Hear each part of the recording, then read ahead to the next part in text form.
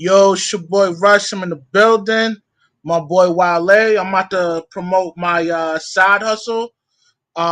If you're in the state of New Jersey and you need armed security or unarmed security, just hit up my business line, which is 973-558-4659. That's 973-558-4659. I got my boy Wale in the building. We about to head to the Marvel verse, know what I mean? And give you the breakdown on that, you heard? Yo, Wale, what's good with you, man? What it do, Russ? What it do? What's going on, people? Yo, it's a pleasure to have you in the building today, you know what I mean? No, no problem. No problem. Word out. Um, yo, pretty much we gonna talk about the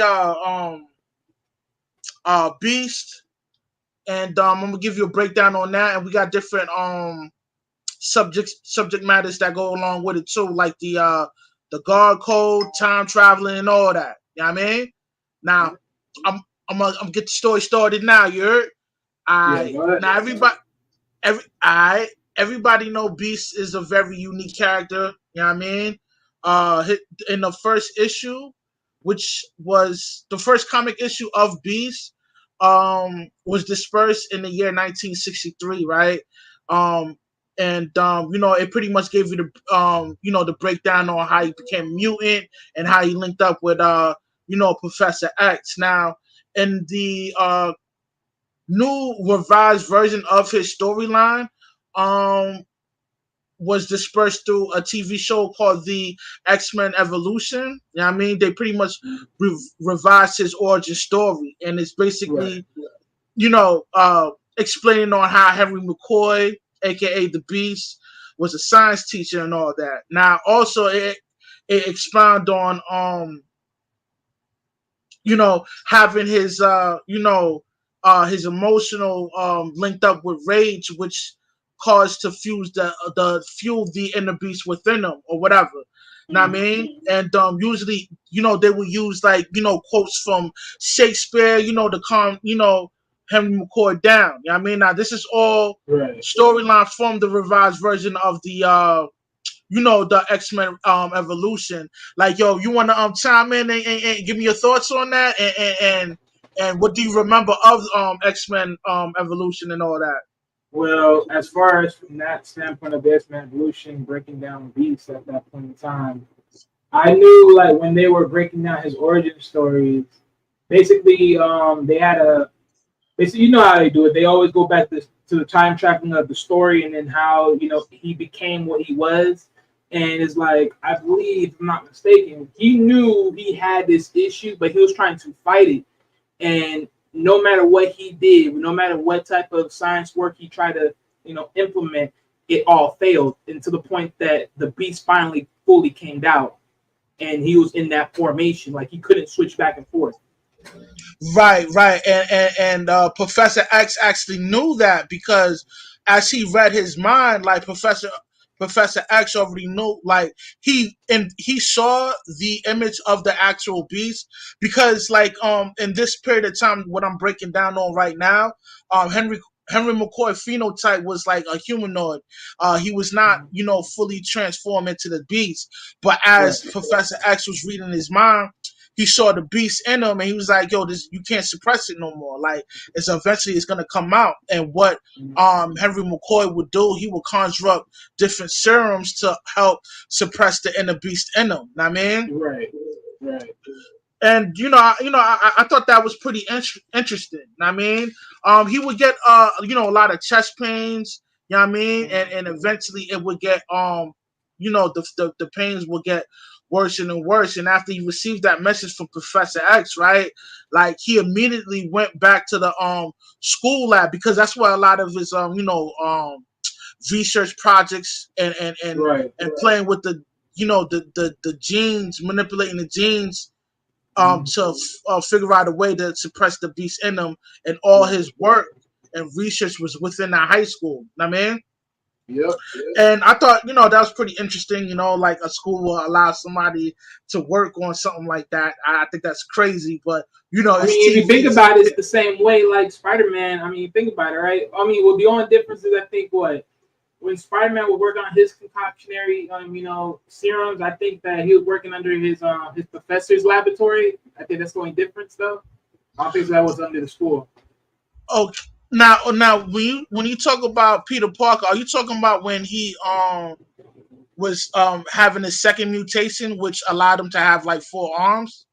Is that what you're Well, talking that about? was one of it, but that one, now see, that's part of his story. That part of his storyline was sort of different, but basically what I was talking about is because the doctor that he talks to that usually was experimenting with using lizard DNA to rehab his body limb of his arm. But I'm Okay, saying no, like in that you're yeah okay. Are you talking about the lizard dude? Because the yeah, but the lizard basically what I'm dude, saying is yeah. yeah no I'll just compare and contrast because if I'm not mistaken I don't think so like was that his own because if I'm not mistaken that was his own lab not the actual school lab right because that was the only conflict because I believe when Peter was going to school in the university, it was actually the university laboratory. So in a sense, it's basically like the same Not thing. I think okay. It's because this is so old. Like, if I'm not mistaken, he had access to Oscorp lab joint, and that's where he did a lot of his you know, Okay. his work. But the lizard dude, he had his own lab or whatever, and Okay, he that's what had I a was thinking. Sure. yeah, he had a stem cell research program, which allowed him to find a way to grow his left arm because his left arm was like amputated or whatever, and he Right. just was so desperate to grow his arm, his arm back Hmm. or whatever. Yeah, But yeah, yeah, I mean, yo, like a lot of these characters, man, they got amazing uh testimonies on the struggles that they go through, and that's what yeah. makes a lot of these characters so relatable. You know what I mean? Like, You're right. like that pain and strife as a amputee and whoever has a limb Right. amputated, they can relate to that Right. storyline. You know what I mean? You know. Sure. Let me get back on track now. Yeah, pretty much, fast forward, right? The Beast, he conjure up this last serum or whatever, but this last serum actually speeds up the process of his first mutation. Know what I mean? And he becomes the Beast or whatever. Now, the school, okay, the people that was in charge of the school, they at first they didn't know Henry McCoy was the Beast that destroyed the laboratory, but I guess the principal put two and two together and figured out that like Henry McCoy is the Beast. Now after that, transpired, everybody everybody that worked for the school system, they hit up the I guess the government to well, not just the government, but I guess police, so have a search on the Beast on Henry McCoy, and they knew Henry McCoy's identity was with the Beast because I mean, like they put two and two together. So when that happened, people from the Xavier school along with Professor X, they went out there looking for him. Yeah, I mean, and there was this Right. particular character named I don't know if you remember her, man. Her name is Kitty, and like she Yeah, was yeah. able to phase through walls and shit Yeah, like yeah, yeah. that. That was And then Iceman's girlfriend. yeah, that was his girlfriend, his little biddy or whatever. You know what I mean? Yeah. And they're trying to help out the Beast. Fast forward, they find the Beast, to bring him back to the school, and they pretty much, well, Xavier pretty much help him cultivate his inner Beast animalistic abilities, because Beast, he could, like, he got acrobatic moves and stuff like that, and he got, Yeah. like, super strength and all that. So, but what makes him so ill? Like, he a man of intellect. Like, I mean, like, yo, Right. he's real good he's crafty with the genetics and all that, which makes Mhm. him kind of special. And what make, like in the 1990s version of the X-Men TV show, like yo, Beast was a an important character within that show, because he provided balance within the the Xavier university or whatever. You know what I mean? Yeah, Like he was a institution. dude. Yeah, go ahead, Wiley. Yeah, no, I'm just adding in, like you were saying, like the Xavier School, yeah, basically the Xavier School for Institutional Mutants or something like that in that sense. Yeah, yeah, and he pretty much was, teaching kids to, not only help cultivate their mutant abilities, but also give them, words of wisdom. I mean, and Yeah. I thought that was dope. Like and it's the irony of it is like, yo, he's like a beast like type mutant. So, you wouldn't expect a beast will be, you know what I mean? Like, Right. I so, mean, the way I, yeah, go ahead, no, no, finish. no, go ahead. Yeah, no, yeah, no. So the way I look at Beast, right? He's like a mix between certain like heroes. When you look in the comics overall, like if it's Marvel or DC, like on one side, like you call him a beast, you don't know what type of quote unquote animal he is, but when you look at his abilities, his agilities, his like how he's able to move and all that, he morally fits that of a gorilla, right? In a sense of movement and how to Right, right, right. So right, then in the same motion, when you think about it, it's like put it like this, right? Like DC's Gorilla Grodd combines with the Hulk, and then now you get basically the Beast, right? In a sense.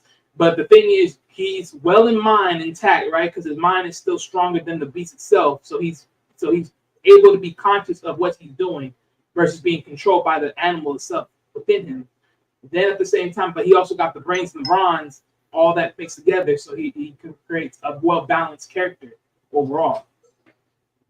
word, and you summed that up perfectly, man. Like, yeah, I mean, because the kids that's into Marvel now, they don't really know the backstory of all these characters.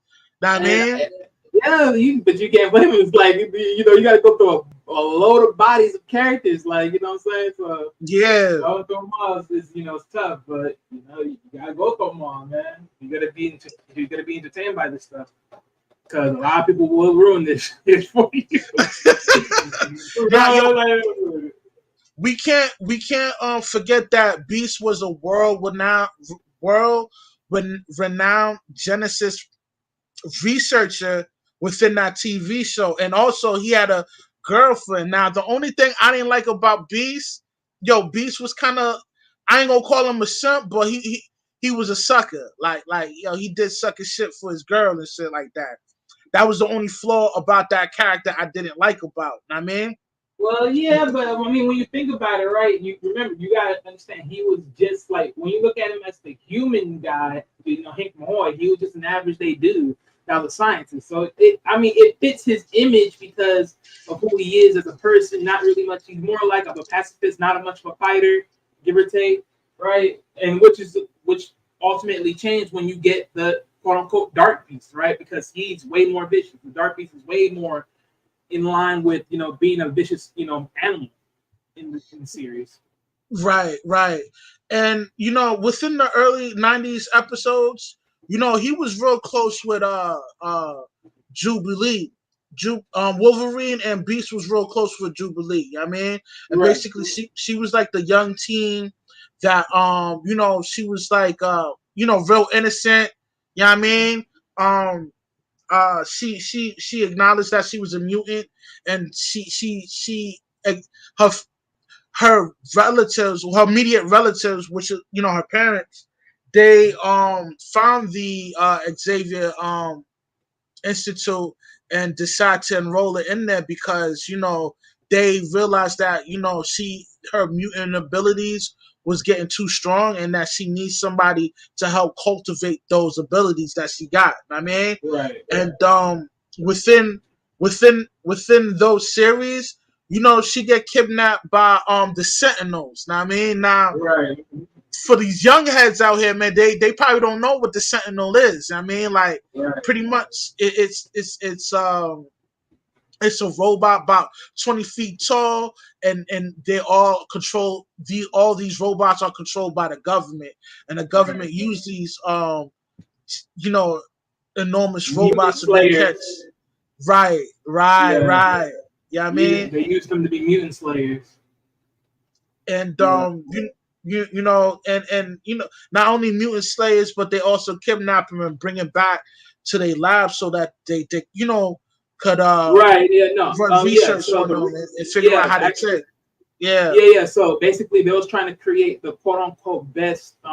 So basically, when they went to that pro action, right, where the Sentinels versus them being mutant slayers, and then start being mutant capturers, is the simple fact that they needed to constantly test the abilities and trying to gain the abilities to morally combat the mutants. So when they start collecting more of the mutants, basically they were integrating their powers into the robots, into the Sentinels, so then they can make the most powerful Sentinels to, basically to annihilate the mutants.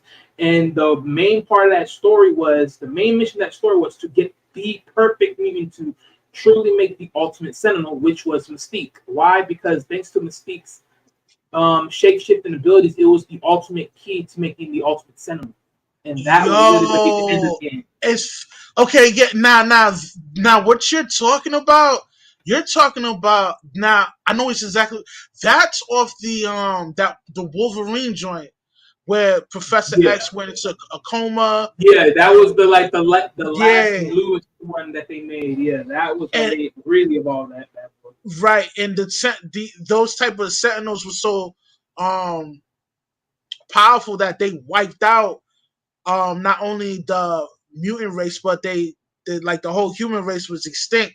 The only beings that was living was the remnants of the mutants that survived the great holocaust from these sentinels. You know what I mean? Right, And right, that's one of the reasons why Professor X, um I guess Astro project himself back into the past to to warn Wolverine what to do in the past to prevent from the future of the human race extinction. I mean, yeah. But you know how that story goes. Because that would he sort of jacked that up a little bit because he ended up in a different timeline, I believe, if I'm not mistaken.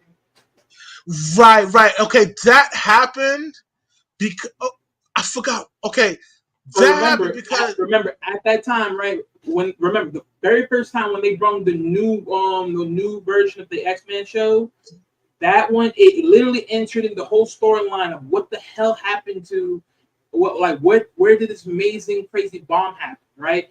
Because literally it was showing you through Wolverine's eyes when he was walking through the institution, and everything else, and then next thing you knew, this amazing blitz came in, and it was like boom, Savior was gone. Freaking Jean Grey was gone. Everyone was like, "Where the freak did they went?" right And now they had to figure that all out. that happened because Jean Grey also disappeared too. That Right, happened because Jean Grey was getting possessed by the the Phoenix. Phoenix, and the Right, Phoenix put Xavier into a coma. You know what I mean? right. And by them preserving Xavier's body, he woke up in the future. You know what I mean? Right, because Um, funny enough, because this was the crazy part, right? They end up fighting Xavier, and surprisingly enough, Magneto had his body. Now, how did that happen? That's oh my goodness. I have to go back and retract, but that was crazy to find out that he's the one that was keeping his body this whole time. Because like, how do you get his body when this place exploded when he was there? Like yeah, what was yeah, your yeah, setup in this? and I want to finish what you spoke about on the timeline changed, right? Like it changed because they Wolverine and Wolverine and Professor X, they fulfilled their mission from the past, which changed the future. No, So when I was talking about like the time loop change, I was basically talking about because when it showed the side of Professor X and where he was when he was trying to do the mission at the time, where I guess his mind was concussed, even though technically he was basically time traveling in a sense, right? He Right. was in a different time period where he was basically, when you saw it, he was more so in the future and looking at what the future will cause, and he was trying to make his way back in time just to try to fix and erase this problem forever happened.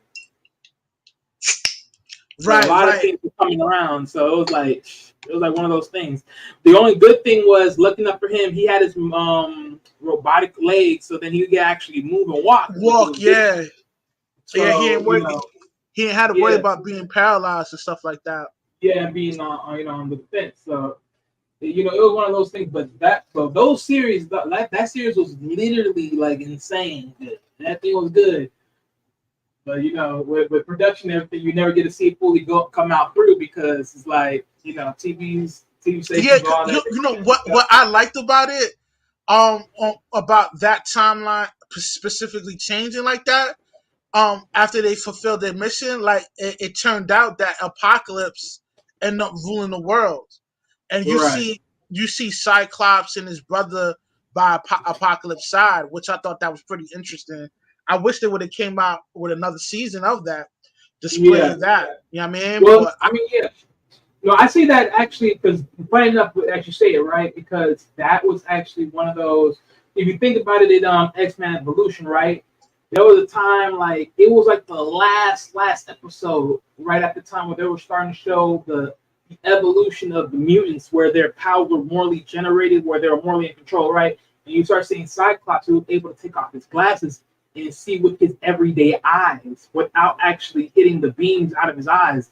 And I was like, this is good, right? Because you start seeing it to a point where the evolution factor of it all with him, his brother, and everything else was like, bro, this is next tier stuff. But it's like they cut it off right there. I'm like, what the I thought that was dope. I thought that bro? was dope. You know what I I mean, mean? no, it was though because at least it shows you like they were at it. They were coming on another tier. Like they were getting them out of that baby tier of we're a little bit defenseless, but we're working our way up. But it's like finally they work past it and then like okay, we're at another level.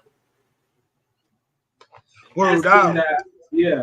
I mean, still to this day, it should be based upon that whole freaking X-Men Evolution. See, Spike is still my nigga. Like that dude, bro, Spike, bro. That's probably the best character that wasn't even supposed to be a character in that whole series. Yeah, yeah. I actually enjoyed that character too. You know, but Yep, Spike was Storm's nephew, right? yep, yep, Yeah. You know, and I thought that was pretty dope. You know, yep. that Like they when because his storyline really became a major deal once they furtherly mutated his DNA with that fucking soda drink or that energy drink when he was at that skateboarding sport event, and right. they It literally actually and forced his mutant powers to be generated faster. But right, with the right. It unstable, enhanced it. It actually, yeah, yeah, yeah. it enhanced it, made him more stronger. But the thing is, it was like, well, shoot me, it was at a cost to expose their power. But it's like it overly destroyed like their physique. Like some of people's physique was a little bit off. Others were just a little bit more natural, give or take, and other people were just this and that. Like every single time you saw the dude, he couldn't, detach back the like quote unquote the wood back into his body. It just stayed out there. But funny enough, as the episodes keep on going, you start seeing that body and how he was molding that bad boy. That thing was coming into perfect form, and that thing was looking nice. Word out, word out. And shit. Like I thought that was pretty interesting to see that energy drink enhances mutant abilities because it put him in a state of vulnerability and he had no idea what was going on. I like when do you remember when he found out that it was the energy drink that enhanced it, or the show never really expound on No, it? no, it did expound. Yeah, it expounded on it. I think the problem was, I think they expounded on to the point where they said that when did you start feeling this way? And they eventually found out it was the drinks because I think they did an experiment and they found out the drinks were the ones causing the issue. And then eventually they even start showing in the show, like they start pouring it away because they realized that this energy drink was really causing people neither to become or neither to further prolong people's mutants. I think the only difference is what that drink was People that weren't genetically mutants, it didn't affect them, but people that were mutants, it was going to affect them to a point where it was going to expose their powers and rapidly to the point that either their powers could be out of control or maybe they were going to show a different formality. Word, and that's definitely kind of yeah. I definitely enjoyed that, man. That it was different, and it showed him in a place of vulnerability. Now I wish that they would have had Wakanda, which is Storm's son, and his ability is to run like real fast and shit like that. And I wish they would have had him on that show, but they didn't. So it's Yeah, whatever. it never got to that part. It never got to that part. Yeah. Yeah. So back to Jubilee when she got kidnapped by the government or whatever, right? Like they had her in the lab or whatever, but fast forward, the X-Men came through and they rescued her. You know what I mean? Right. And like it's always like a battle between the government that has these sentinels against mutants, and the X-Men, they play a real important key component within the show, you know saving these mutants. You know what I mean, these Right. mutants Because that's getting attacked, because a lot of times not all of them have the ability to master their abilities or whatever. You know what I mean? right. So they too are in a vulnerable position, and they would need some help. And it's dope that Xavier and his camp, they going out saving these people, man. And like it's not like he get paid for that, man. He do it all for the love of his people, man. And I think that's dope, man. Right. I mean, but when you look at it, right, it's basically how it is, right? Because X-Men, the whole philosophy was basically, Professor X being Malcolm X in a sense, and then of course Magneto being. Oh, no, wait, I got this so wrong. I'm sorry. Professor X being Martin Luther King, and then Magneto being Malcolm X, right? In that sense, and then of course the government is the government, right? Right.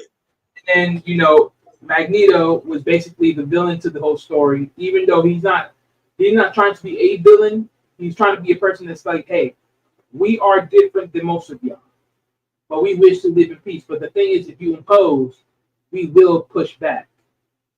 And it was even to a point where Magneto was like, screw this. We have power. We have all this. Y'all about to be obsolete. We about to be the new wave. Like, we eradicate you guys. And Professor X, he wasn't on that. He was like, hey, look, I believe we can have our powers, but at the same time, we also are still people at the end of the day. We just have a little bit of an extra gift. Doesn't mean that we have to cause issues and trouble around the world and all that other stuff, and then make us look bad amongst other people. So it's like it's that bidding war of adrenaline, because like at the same time, the government is telling you these are bad people. You got one side that's saying we're not, but the thing is we were willing to push back and do what we do, but at the same time we're also doing villainous crimes. And then on the other hand, you got people that are saying that we're not bad people. We're trying to use our powers for good, not to harm, and then also keep the peace in the middle. It was like so, yeah. Word out, man. Yeah. You broke it down lovely. Yeah, but that was like the big thing about it. Like that was like the biggest part that really made X-Men what it is. It was that bidding war between understanding like we're all beings one way or another, regardless of powers or no powers, and at the same point, we're also just trying to live. But at the same time, you also got that politics that makes people think otherwise and convince people to be like, oh no, look at them as evil people. They're doing wrong. In a sense, it's like when you look at it, today's world, it's basically like the same thing, right? It's like politics, they're going to make, a certain group of people look bad. And then in the people's eyes, the people that may believe it, some may not, but, they're not going to say nothing. They keep, they keep pushing as the story keeps on. Word. And I like the fact that about the analogy of that Professor X is the attribute of Martin Luther King, and Magneto is the attribute of Malcolm X. Now, the reason why those two characters are emulated into their likeness is because Stan Lee he from that that Jim Crow era. You know what I mean? Right. So he witnessed a lot of racism, and he would use the mutant as an analogy as black folks, and the humans, the regular humans as white folks. You know what I mean? If you watch some of those episodes, you would hear some of the characters called mutants, people that roll with the mutants, mutant lovers. Know what I mean? And we Right. don't need to get in depth on where that stems Right. from, but Right. Because yeah, of I course, mean, like it's it the just men shows you, lovers. You know what I'm yeah, saying? Yeah. yeah. It just shows you that he from that era, and he expressed those Understanding. those situations through his his comics and TV show. Know what I mean? Yeah, for sure. And yeah, man, and it's just crazy, man. It's just like, you know, Beast, that's like one of my favorite characters of the X-Men, man. You know what I mean? And the newer version of Beast, right? These comics, they expound on Beast from the future linking up with Beast from the past, right? And the Beast from the future got the Beast from the past hip to the game on how to increase his strength and his mutant abilities, man. I mean, Right. and fast forward, right, as he developed this transition, right, into his second mutation, which is like a cat like type beast phenotype. I mean, and that's like the that's considered to be the dark beast. Now the dark beast always had smoke with Wolverine, and he actually lined up Wolverine to get bodied. Right now, I don't know if everybody's been following, all my live streams, but I expound on how, the comics, give you the breakdown on Krakoa and, the five is the title of these five mutants that have the ability to resurrect mutants. You know what I mean? Kind of like, you know what I mean? The the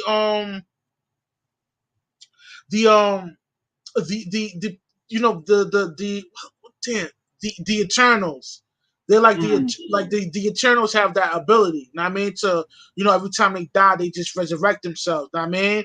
But I expounded on how the Eternals had smoke with the X-Men because they had the same ability not to resurrect themselves. So they was like, yo, they kind of like going out.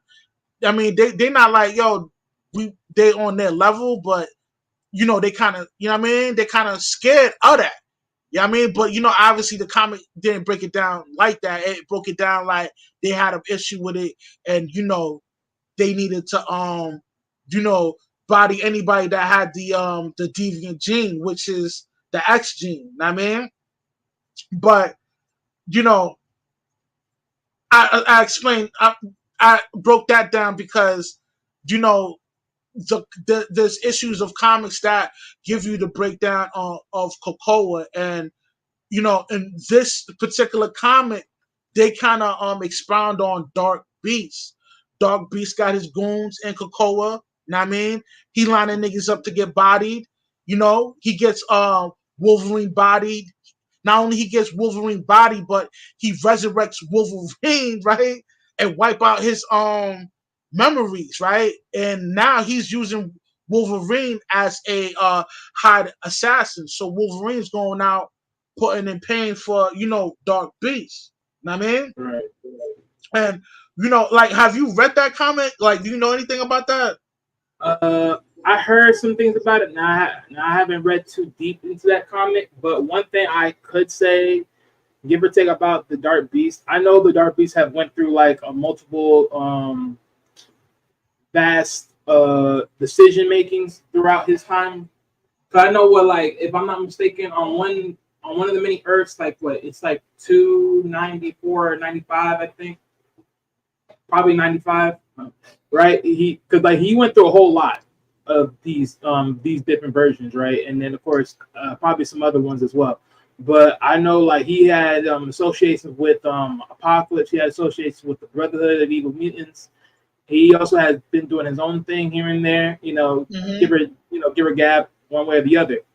But one thing for sure, like I know this much. Dark Beast basically in the other versions of him, and based upon other Marvel books, he is definitely a different character than the Beast. He is definitely a savage. He's still smart and intelligent, but he is definitely more of a savage than the Beast we know right now. So that's for Yeah, sure. yeah. The Dark Beast is definitely sucker free. Like he wasn't blue pilled up and being a simp. Know what I mean? Like he was, calculated and decisive. Know what I mean? He anything he needed to get done, he got it done. And I enjoyed reading this comic of this version of this beast, man. I think he's immaculate. You know what I mean? And they need to make more issues of this Dark Beast. Now, the character Beast, definitely cold blooded. You know what I mean? Cold blooded like Mr. Sinister. You know what I mean? And not only, he cold blooded like Mr. Sinister, but Mr. Sinister in this comic is his mentor. Know what I mean? Now, for all y'all don't know who Mr. Sinister is, he is a A pivotal cat. lifeline scientist. That and he's a pivotal character within the Marvel universe because Big time um physical character. yeah, like I broke down Judgment Day 1, you know what I mean, and 2, and the third Judgment Day I'm breaking it. This is future wise. I'm going to be breaking down Mr. Sinister origin story, you know what I mean, and Bro, you, that origin story was crazy, bro. yeah, I remember that. Hey, to yeah, see that ish was something. It was something crazy because now it goes to show you, right? Because like for those that don't know the origin stories, when you guys go back and go see this man's been doing this type of work for a long time. His ancestors been doing this work for a long time. And then when you eventually see it, you get to see another ancestor of another mutant that is waging war against this man. So it's like, bro, like yo, this been at it that for a minute. comic was dope. Like that, I mean, yo, I give it a plus, man. I mean, just the whole. I mean, how they broke down the origin story and how he's in, leaving Krakoa and I don't want to break it because I don't want to spoil it now, but I definitely want you to come back and we'll break it down together for the Oh for the yeah, people. You for know what I sure. mean? Because that is when they aired that episode, bro, that was legendary. Word out, That is word out. legendary. Because it goes to show you, because like as much as we constantly keep seeing certain group of people go at each other, this person got a more bigger rival to deal with, and this is history ingrained beyond family. Like, bro, that is like that story is good, bro. That Word story is out. good. But yeah, but Word. The Mr. Sinister man, he is one evil mutatable genius. Right, right. But I don't really he it that's why his name is Sinister because there's a method to his madness. But let's get back on subject now. Yeah, of course, of course. We're out. Now, okay, now with Wolverine, right? Like his memories are wiped out. He's working for a Dark Beast. He's putting in that pain. He's bodying niggas left and right. You know what I'm saying? And pretty much towards the end of the comic, Wolverine finally get his memories back, right? So after he got his memory back, he didn't want to go just body Beast off rip because he knew the Quiet Council is in a mix. Now, the Quiet Council is like this, government slash mutant council type joint, and they got like mad pull. Like if they want to make you disappear, they're gonna make you disappear. And the thing with Wolverine, he had to gather up enough evidence to prove that Dark Beast was moving foul. Like they couldn't just get rid of Beast like that because he's connected with, you know what I mean, the Quiet Council.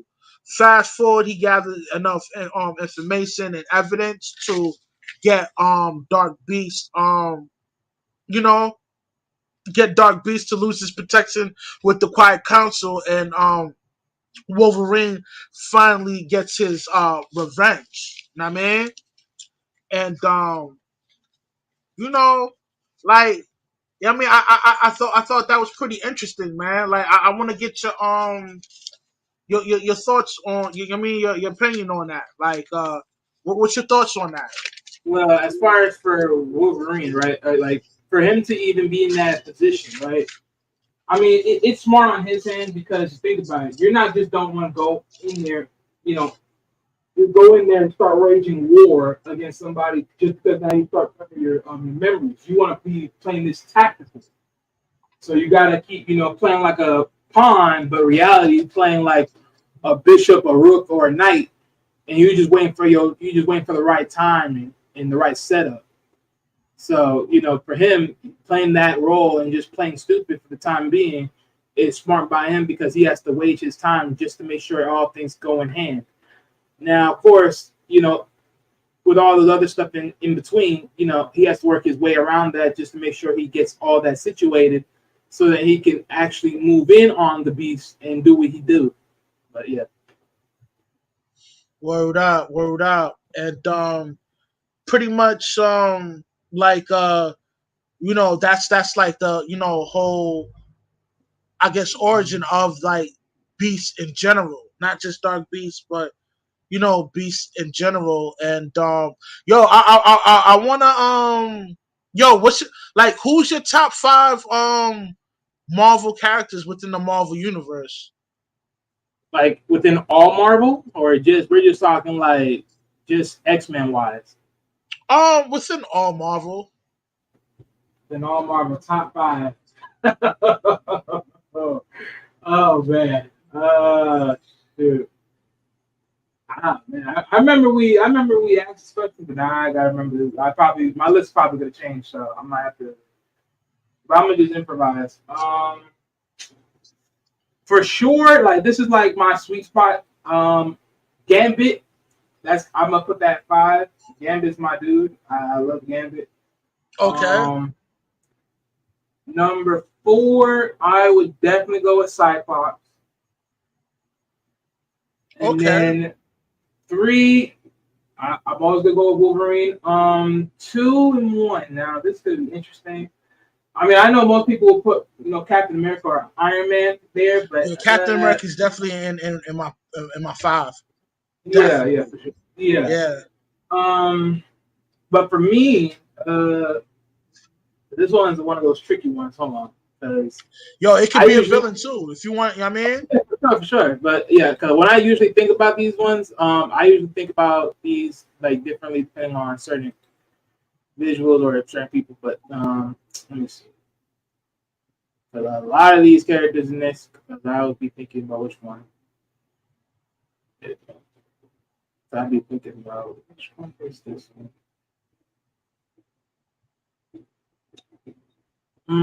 Yeah, you know what? Hold up. Okay, yeah, number 2, I would definitely go with Black Panther, and then the other one I would go with would be. I usually keep forgetting this one. What is this guy's name? What is his name? I keep forgetting his name again. No, that's not it.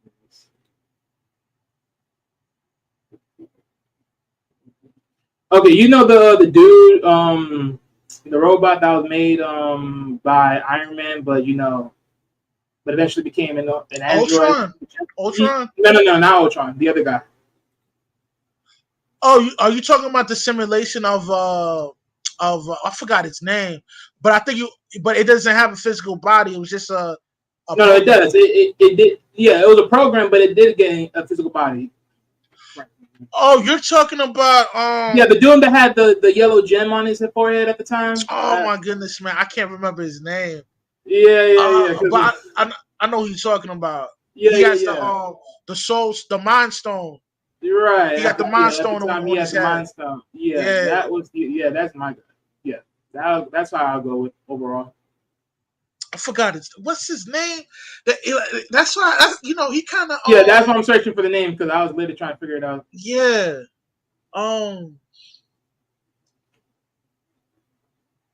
Yo, what's that dude's name? Hold on. I'm about to look it up. That's what I'm doing right now. I'm trying to find this.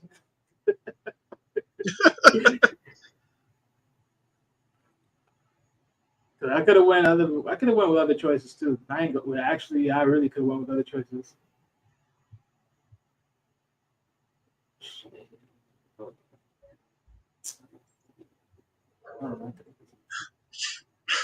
His name is Vision. Oh, okay, there we go. Yeah, Vision. Yeah, his name is Vision. So I'll go. Yeah, so Vision. I said who else? I said Vision. Then I said Black Panther, Wolverine. I know I said Cyclops, and I said Gambit. I mean, I ain't gonna lie. No, I'll change Cyclops. I'll put Blade in there. I gotta put the OG in there. He literally revolutionized. You know what? But Blade doesn't have a long issues of comics. Like I mean, he don't. I mean, he don't. But the thing is, the reason why is because he's more of an outcast of the Marvel universe.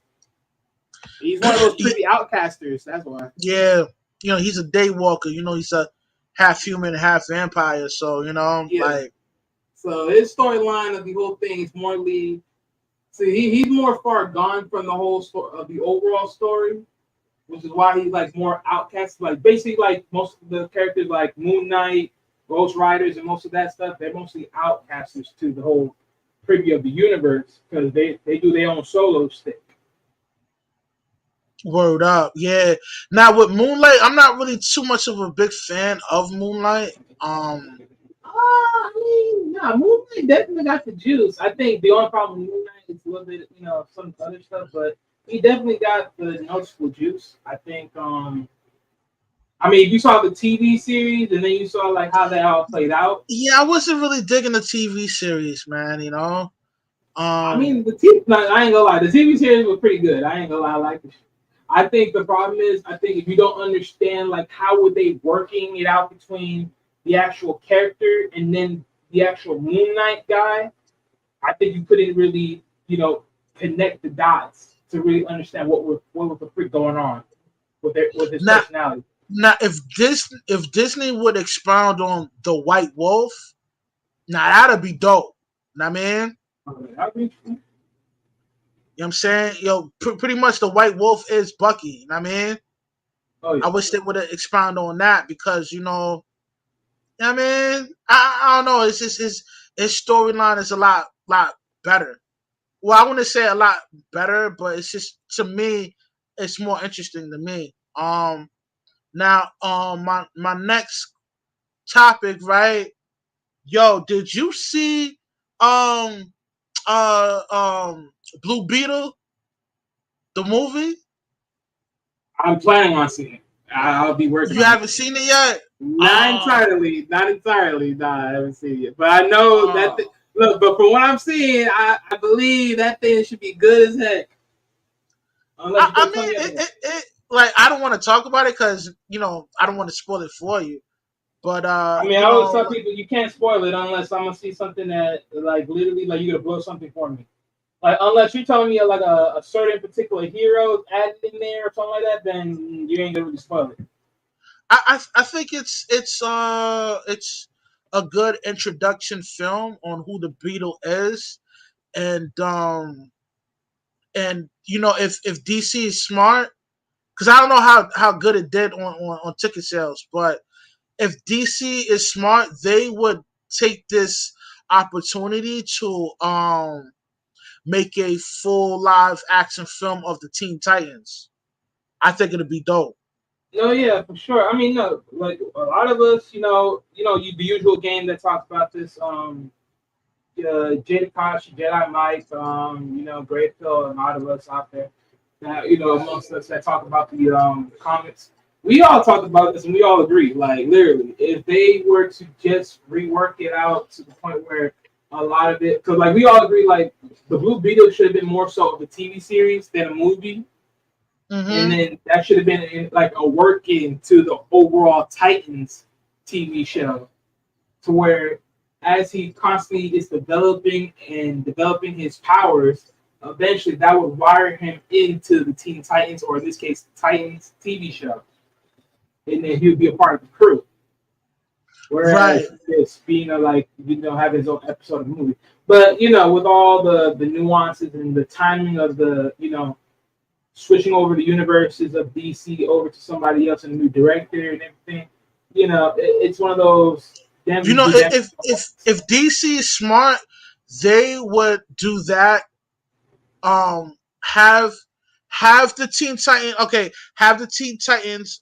Have the Blue Beetle link up with the Teen Titans, right? And then eventually, having an introduction film on Static Shock, and then they would have another film based on Teen Titan versus the Justice League. Now I think that'd be dope if they would, you know what I mean, make it into that blueprint. You know what I mean? Oh yeah, no, it's a work in progress with everything, but yeah, that would be good. Yeah, man. I'm wondering on how good of ticket sales did Blue Beetle have. You I mean, know? as far as I checked, I think they said that it was behind. I forgot what movie it was behind, but they said the movie was behind a different comic book. I forgot which one it was, but they said it was behind. But I mean, I don't really take too involved in ticket sales because you got to remember, right? With ticket sales, you have to think of it like this: would you go to a movie theater, waste your money on the food that is more likely overpriced than you buying it at Walmart? Or would you wait for it to come on stream or go on one of these secret sites and watch it yourself and then practically pay for free?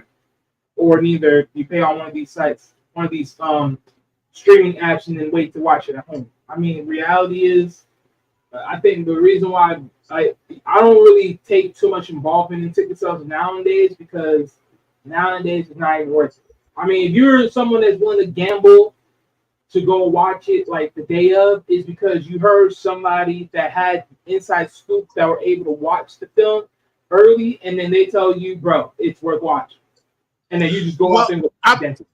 They said its net worth of sales was 25.4 million in Yeah, North America.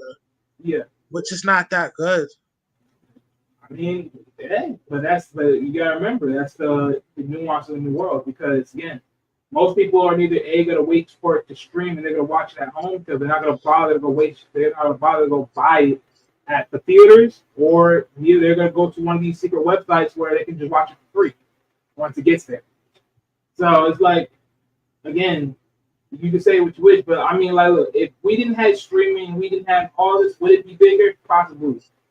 But, time will tell. But I would say this: are you worried about it being known as a good movie because of the ticket sales, or are you more so being noticeable looking at it from the movie itself? Because if I told you right now, right? No. I don't care about ticket sales, but I brought it up because it kind of it displays on how much people went to go see it. So not a lot of people went to go support this film. Well, yeah, that's true. But I mean, again, that's why I try to say like, thanks to the whole idea of streaming nowadays, most people are not gonna waste their time. And have you seen the Flash movie, the Flashpoint? Yeah. Now, because of that film, it leaves room to make up any ill storyline for DC. Well, yeah. And, I mean, they should take advantage of that. Well, yeah. So basically, I mean, in a lot of ways, I say it like this, right? Because I mean, I know people will hate it one way or the other. I know people don't like the Flash, or they didn't get a good rating for it. So that's what the main thing I care about. I care about the ratings. I don't care about the whole ticket sales crap. That don't matter to me. But looking at the ratings and then just looking at it for myself, I see where the problems was with the Flash, because there was so much cringe moments towards the beginning. But other than that, looking at it fully from start to finish, you really got an understanding of the Flash origin stories. Then, of course, getting the understanding of that big story of his dad being framed to only being unframed, the murder of his mother. Now, let me ask you a question. Now, the dude, okay, the the Barry Allen that haven't became the Flash, right? He eventually Mhm. becomes the Flash. Now, you know how he took the Batman suit, made it. I mean, like, do you think that was its own twisted version of Savitar? Because that's No. what that's how I took it. You know what I mean? Like Well, it was a no, because bootleg Savitar. You know? well, yeah, but no, because if you actually think about it, right, you gotta remember because most people probably because think about it, right, they did emphasize there was a big bad in the movie, and most people didn't catch it because it was so tight knit. But as you looked into the point where he entered the Flash, you know what I'm talking about, but what do they call this shit again? I'll call it the Flashpoint just to call it that because I forgot the actual name. Are you But talking about the time paradox? well, yeah, basically, yeah, the time paradox. Yeah, when he entered to that, when he finally entered to it, not knowing how to enter to it other than just running fast and being emotional, right? He Right. eventually started to be able to dial back to where he can actually enter and come on in. But eventually, when he started to realize this, he got hit with a person that came out of nowhere, and who that person was that no one didn't think about was it was basically it was this black like shadowy speedster. It knocked him out of the whole time loop of the thing, and The then whole knocked him timeline. That's why I was like, yo, right. that's got to be a bootleg of Savitar. And the reason Well, why I I wouldn't say say that, right? that. Well, go ahead. The reason why I say that, right? When you watch the actual TV show of the Flash, like Mhm. Savitar was um a remnant of uh Barry Allen's clone. Like, because Right. every time Barry Allen would, go back in time, it conjure up a bootleg version of himself. And Hmm. that bootleg version of himself, I guess, um, got caught up within the timelines, and he experienced mad pain, felt rejection, and that's when he, became the Savitar. Know what I mean? Right. And I I kind of mean, felt like that's how the big screen was kind of going with it. You know what I mean? But right. not without saying it though. They saying it indirectly. You know what I mean? Right. I mean But that's just my thoughts. You know? yeah, yeah, yeah. No, no, true. Yeah, no, you good. My only thing with the idea of the Savitar was because this is how I looked at it with the idea of what you're talking about, right? It couldn't have been Savitar because Savitar, based upon his storyline and his gimmick, it just wasn't. It didn't match up. It didn't match up. I think this was morely someone morely. This was like more of a beat down version of Death Speed or Speed of Death, something like that, give or take. But it was basically that type of character, and they were trying to overly like constantly overflow the time space to try to fix it. Because when you actually started to notice when they get to the end part, right, you notice one thing about Flash. It was him, and then of course his other version of him in a different time loop, right? And the other version of the Flash started to get the same powers as him and all that, right? But the one thing that you start to realize every single time the other Flash was constantly trying to keep going back to trying to fix things in the battle scene with the other Kryptonians with General Zod and his minions, right? He was constantly keep getting hit with one of those Kryptonian weaponries to constantly keep forming his body. But then notice when you eventually go in, when both of them go inside, they eventually saw the actual guy, and he had all this, carbon like this black Kryptonian weaponry, the damage of the weaponry, right, the resonance of it all. Right. And basically, when you saw this guy, he was full-bodied, armored with all that weaponry, and then with his own, adaptation of the whole speed power. And he let you know, I've been doing this for so long. So basically, he's been there, but he's been there trapped within the loop of it all. And because Flash went inside of the Speed Force, thank you very much. I just fucking remembered. Look at me. But when he Oh, went the into the Speed Speed, Force. Okay, okay, yeah, yeah. okay. So when he went into the Speed Force, basically the Flash, he basically got him out, or was able to help him prolong his, I guess, his lifespan a little bit. Because if you notice, the first time you meet him, he wasn't fully incapacitated the way he was, the way Flash saw him the first time, to the point that they saw him towards the end. And when you now see him, he's more of a more methodical form, because now they're going through the waves of him going through this action with the other Flash, which literally containing this body of it all. So basically, in a sense of the original time where the other Flash was going through it all, somewhere around the line of that interlooping situation of the Speed Force, the original Flash had probably perished one way or the other. Right. And that would ultimately show that the newer Flash at the time was doing a whole lot, to the point where now he was constantly trying to fix it, constantly. But you end up seeing these multiple different universes coalesce around, trying to navigate it all to try to fix it. And he was going through the waves every which way, just to be able to sit here and say, he's trying to fix it, trying to save his mother, trying to rewrite the wrongs. But the thing is, no matter what part of the universe you try to do, and no matter if you try to write it out, you're never going to be able to save her the way you want to. It's just not going to happen. Right. And I found that pretty interesting, seeing that in the film. Again, I mean, it wasn't the Because best, but I mean, it definitely wasn't garbage. Right. I mean, look, because I know they never put a name. I don't know if they put a name on the Flash, like the character of the Flash for sure.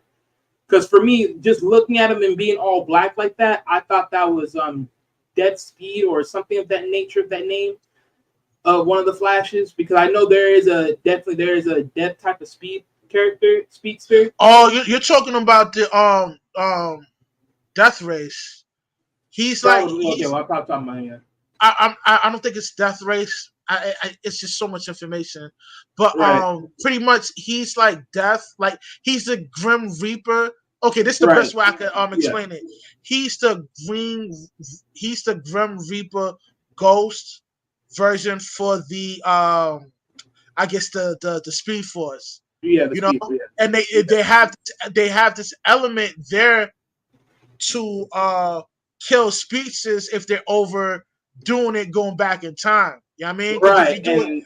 if you do it too much, then that ghost / Grim Reaper speedster is gonna kill you, because you're violating the Speed Force. You know what I mean? Right. And that's who I thought he was. Like, he was basically the violator that's constantly stopping him from doing the Speed Force. But yo, that's why I thought the nigga was Savitar. Like right. not, you know what I mean? Like I feel like they was trying to interpretate like this nigga being Savitar, Right. And I mean, the thing is with Savitar, the only problem with the idea of him being Savitar, I think, because Savitar has a much more different storyline. Yeah, he's mad. Like, okay, what made Savitar so ill? Like, yo, this nigga, not only he explored all of the timelines, but he explored most of, and the TV show expounds on this, like how he spent most of his time in Egypt, chilling in Egypt, doing his thing, right? And that's why he was considered to be a deity, because them niggas back then kind of looked at him as a deity, and the information of him spread it out all the way throughout the timeline. And when it hit the future, they thought Savitar was like a god. You know what I mean?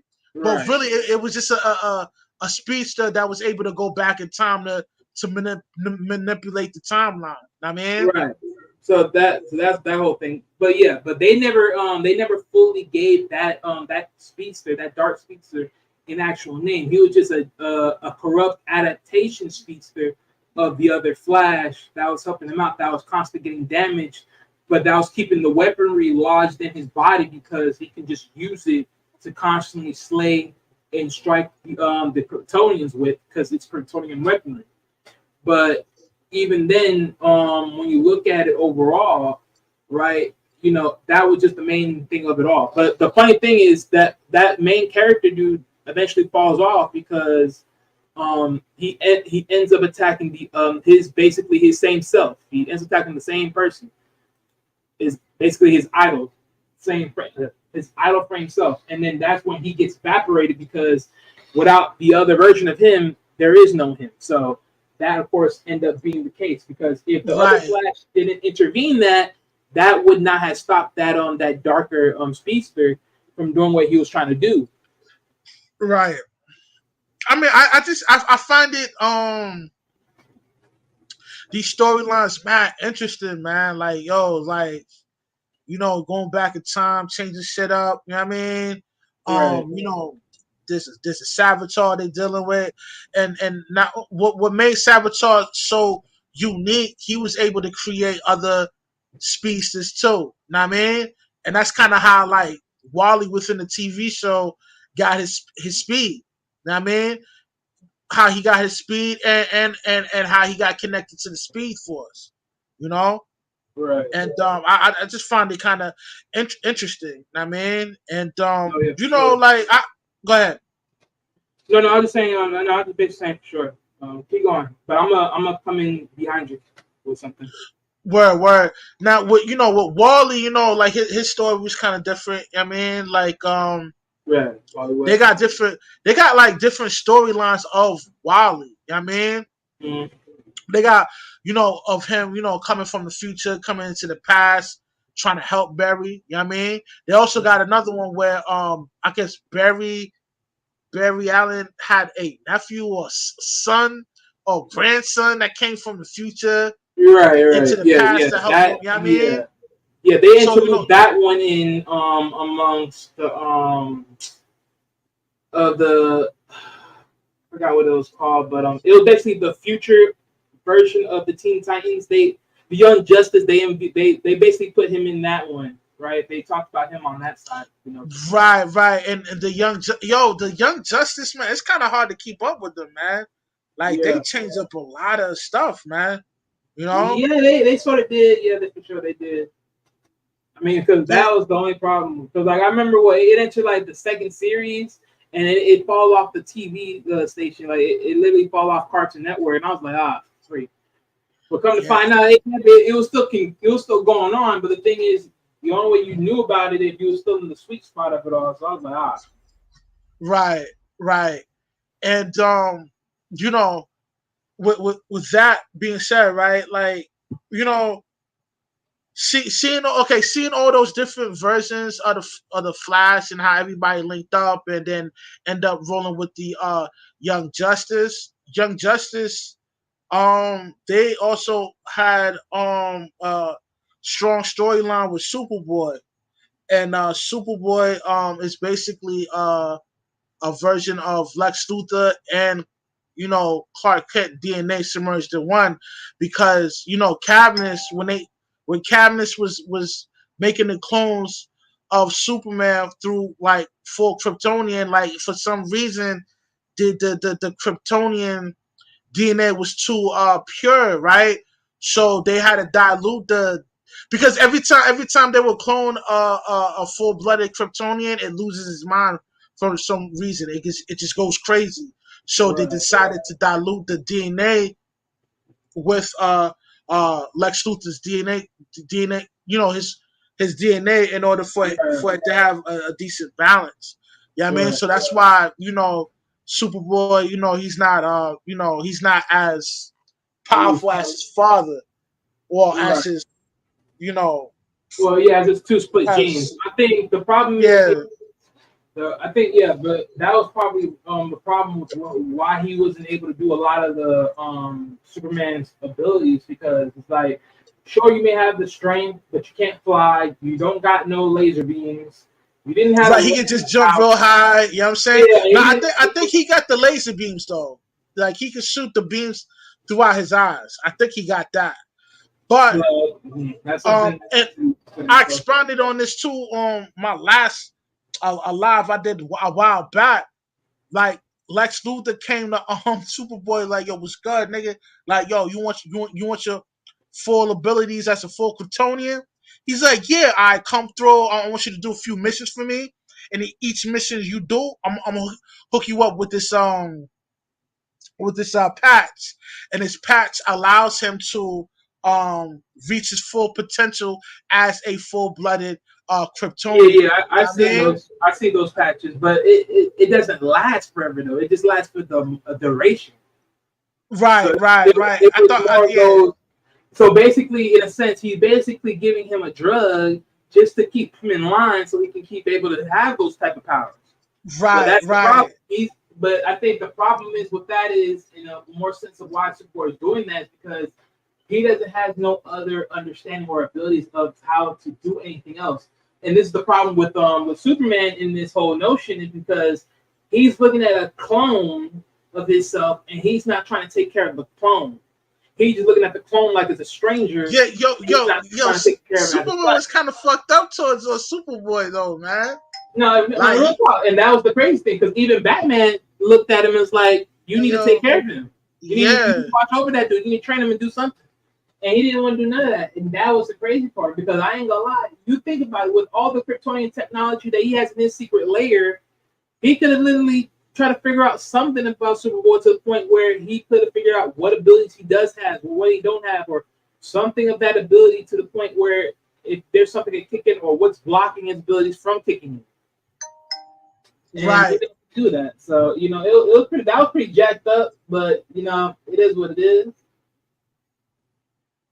I mean, it's just one of those things, man. I find his storyline interesting, but as a main character, he's not that appealing because he's just a downgraded version of of I Kal-El. mean, You know what I mean? yeah, of course. I mean, basically, he's basically, in a sense, he would be a better fit for the version of Superman that dwindles in powers, but is still able to have jump leaping abilities. That type of Superman. That would be basically what they carved him from, in a sense. Right. And his character was kind of flawed because he was easily agitated. Like the nigga was always mad. You know what I mean? And his girl was Martian's daughter, right? Well, that wasn't Martian's daughter. That was actually a different caretaker. That was a different Martian, but she was acting as a white Martian, but she was using that as a cover, give or take. But I don't think Wait that a was minute, his hold on, daughter. hold on. So she wasn't a green Martian. She was really a white Martian. No. She used that as a cover up. I think she is generally a green Martian, but she used the white Martian as a cover up, or one or the other. But I keep forgetting her originating story because I believe she came in there as a white Martian, but she was really a green Martian, or neither she really was a green Martian, but she faked herself as a white Martian, one or the other. But from what I understand, she was dating um uh Superboy. You know what I mean? Yeah, they Which were dating at the time. right, and I thought that was, I don't know, man. It just made it seem so, I don't know. It just made his character seem less appealing because of that. Like he Well, can't yeah, the control way his. I mean, I ain't gonna lie, it was the way they did Superboy was probably the worst in the worstest way because at the time it's like, okay, we found out that he's been trapped in a lair. He's basically Superman's like son in a sense, but as a Right, split being, humanoid because he's basically human with Lex Luthor's DNA, but at the same time with Superman's DNA as a Kryptonian, and basically he has a little bit of Superman's abilities, but we don't know if he has quote unquote Lex Luthor's abilities. And that was the thing right there. Like you would think if you're a split version between um Kal-El, aka Superman, and then of course Lex Luthor. Okay, well, there is an angle you can say that he's super smart. He just don't have the overall expendable, powers of, Superman, but he does have the intellect of a Kryptonian, and then at the same time of of Lex Luthor. But they don't even give him that type of scenario. So it's like they just left him as a brute, which is right. jacked up. And And then to make it worse, they brought him in where he's having a relationship with the Martians, but that ended up falling through the cracks, and then she dated somebody else. Right, and it made him look like a sucker. I mean, yeah, because every single time, it's like every other time you probably see him a little bit, he always withers about the old relationship. And I think the reason why is because he had nobody. Like, let's be real about it. I mean, he eventually understood the ideology of feelings because to the point where he sees somebody that looks like him, that literally is him in every fashion, and he doesn't get to know nothing about his Kryptonian origins because he's a clone, and then he's outcasted by it. And then Right, here you right. are, and then here you are, someone that doesn't look at you as an outcast, and interlines with you and became his girl and stuff like that, and then now you outcast him on some other shit. So now it's like, damn, it's like he's been betrayed by two people he thought he could trust. Yeah, and it just that overall seeing all of that made him look weak, man. Because he's I always mean, relying on yeah. the Martian girl to rescue him. You know what I mean? I mean, to be honest, at that point, I thought that it was going to be a perfect scenario where they were going to flip him into being a villain. Because it's like, at that point, it's like, bro, what more left do you need? What more reasons do you need? You're basically an outcast you basically just got betrayed by someone that you love, that you didn't even know what love was at all, because you didn't have the common sense of understanding about it. And then you got betrayed, and then you have someone that literally is in front of you that knows everything about you because you're technically a clone of him, and you don't get to know nothing about your origins of what being a Kryptonian is, what the symbol that you wear on your freaking chest, what it means, all that stuff. And it's like, just because you're a freaking mutated humanoid or Kryptonianoid, however you want to say it, and you outcast by him, it's like, bro, it's like at the end of the damn day, when you really look at it, who's helping you understand you? It's like you may as well say, "F this." It's time for me to just go do my own thing. And surprisingly enough, they didn't even went with that angle. And I thought that's what they was going with it because it's the only perfect angle that matches what he got right now, being an outcast. Right. And it's just I don't know, man. It's just one of those things where it's like you look at that storyline, you be like, okay, I get it. I get why they would add him in the mix. To give, I guess, a certain level of diversity. I guess they got him in the Martian chick. You know what I mean? So it shows like diversity of different type of metahumans. You know what I Yeah, mean? yeah, Which yeah, Superboy, he's not fully human. He's half Kryptonian, but you get what I'm trying to say. yeah, yeah, for sure. For sure. Word Yeah, up. yeah, Um, yo, I want to switch up to this next subject matter, man. yeah. Um, the God Code. You know anything about the God Code, man? Uh, Now, see, the God Code, I'm not too far deep into that ultimately, but I heard of it. I'll give you a quick synopsis, y'all. Yeah. It's basically Oh, okay. damn, The I forgot God what I was going to tell you before. Oh, okay, go ahead. No, where it's basically a dude named Greg Braden. He did like a 12-year research based on the human DNA, right? And what he figured out is there's a hidden message within our DNA, right? Mhm. And he was inspired to come up with this research because he contributed into the Cold War in the Cold War.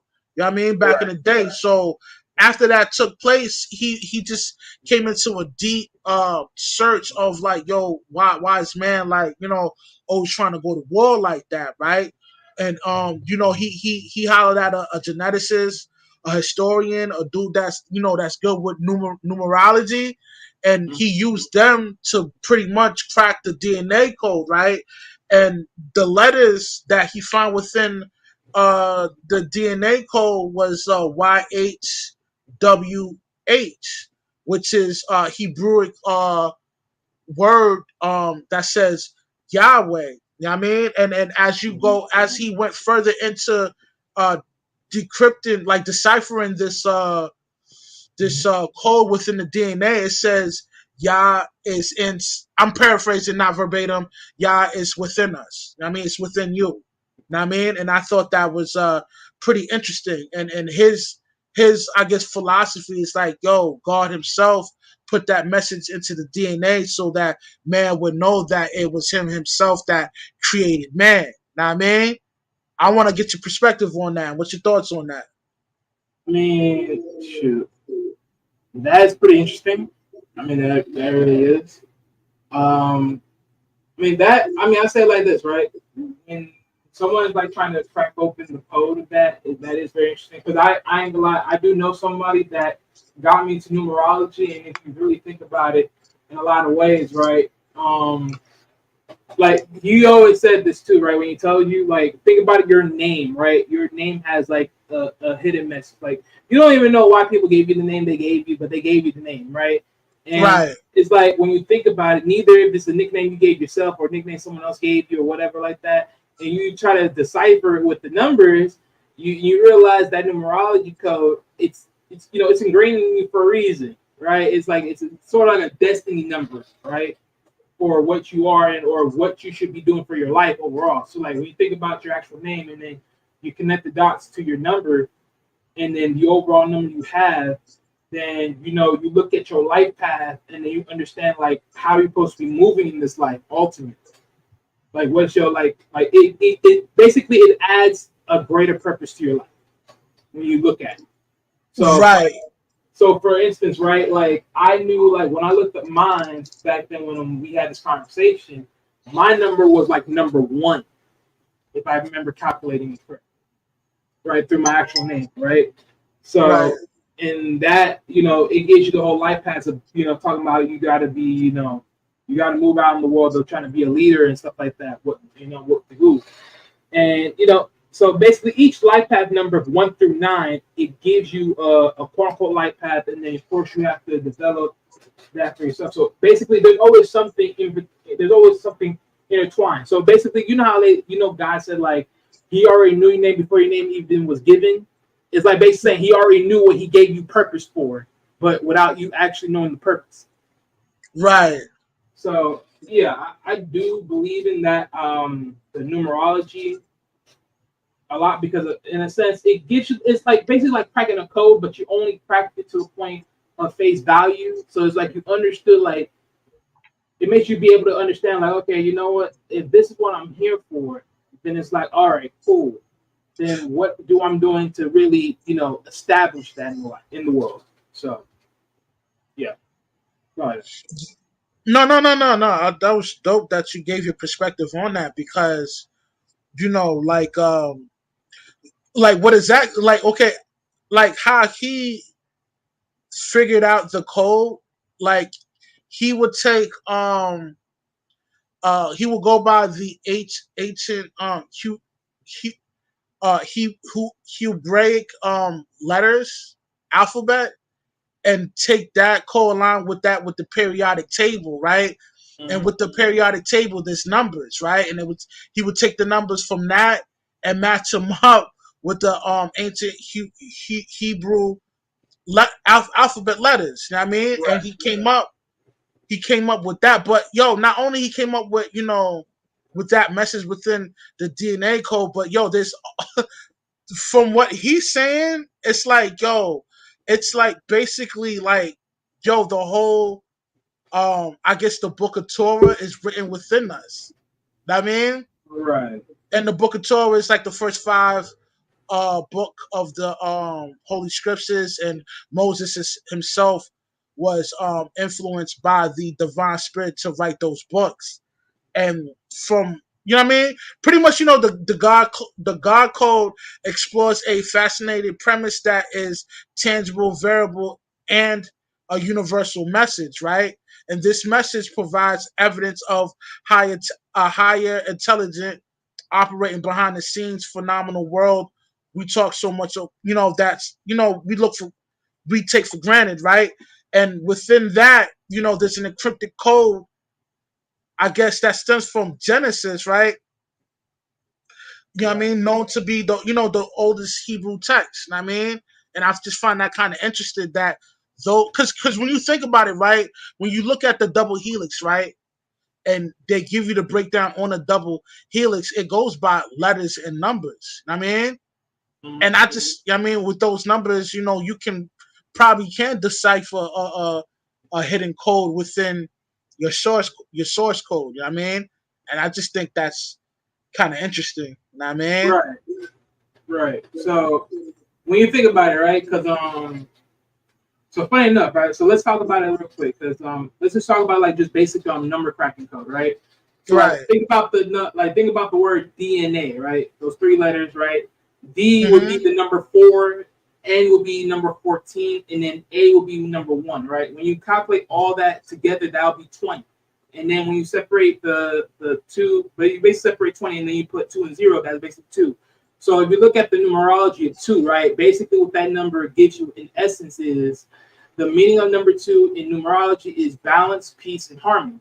The number 2 strives for long-lasting, meaningful, and strong relationships. Those with the number 2 have no troubles drawing others in and connecting on a deeper empathetic level due to the sensitivity, gentle, and forgiving personality.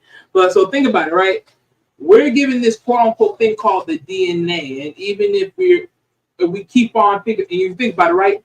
Anytime when anyone trying to look up your DNA or trying to do a DNA test, whatever, any type of formality, it always says we're 99.9 or 99.999, whatever how they say it, percent sure that you're this, and that. But notice we can never hit 100. Why? Because in a sense, right? Even in the book, it tells us we got disconnected, right? We lost connection with God because of the deal that was being broken and all that. And that in itself sort of, you can say like it's a strand that is separated from us because we're not really connected in peace, let alone Right, and that's because we're not in our full glorified bodies. Know what I mean? right. Like So like we're just like because of what took.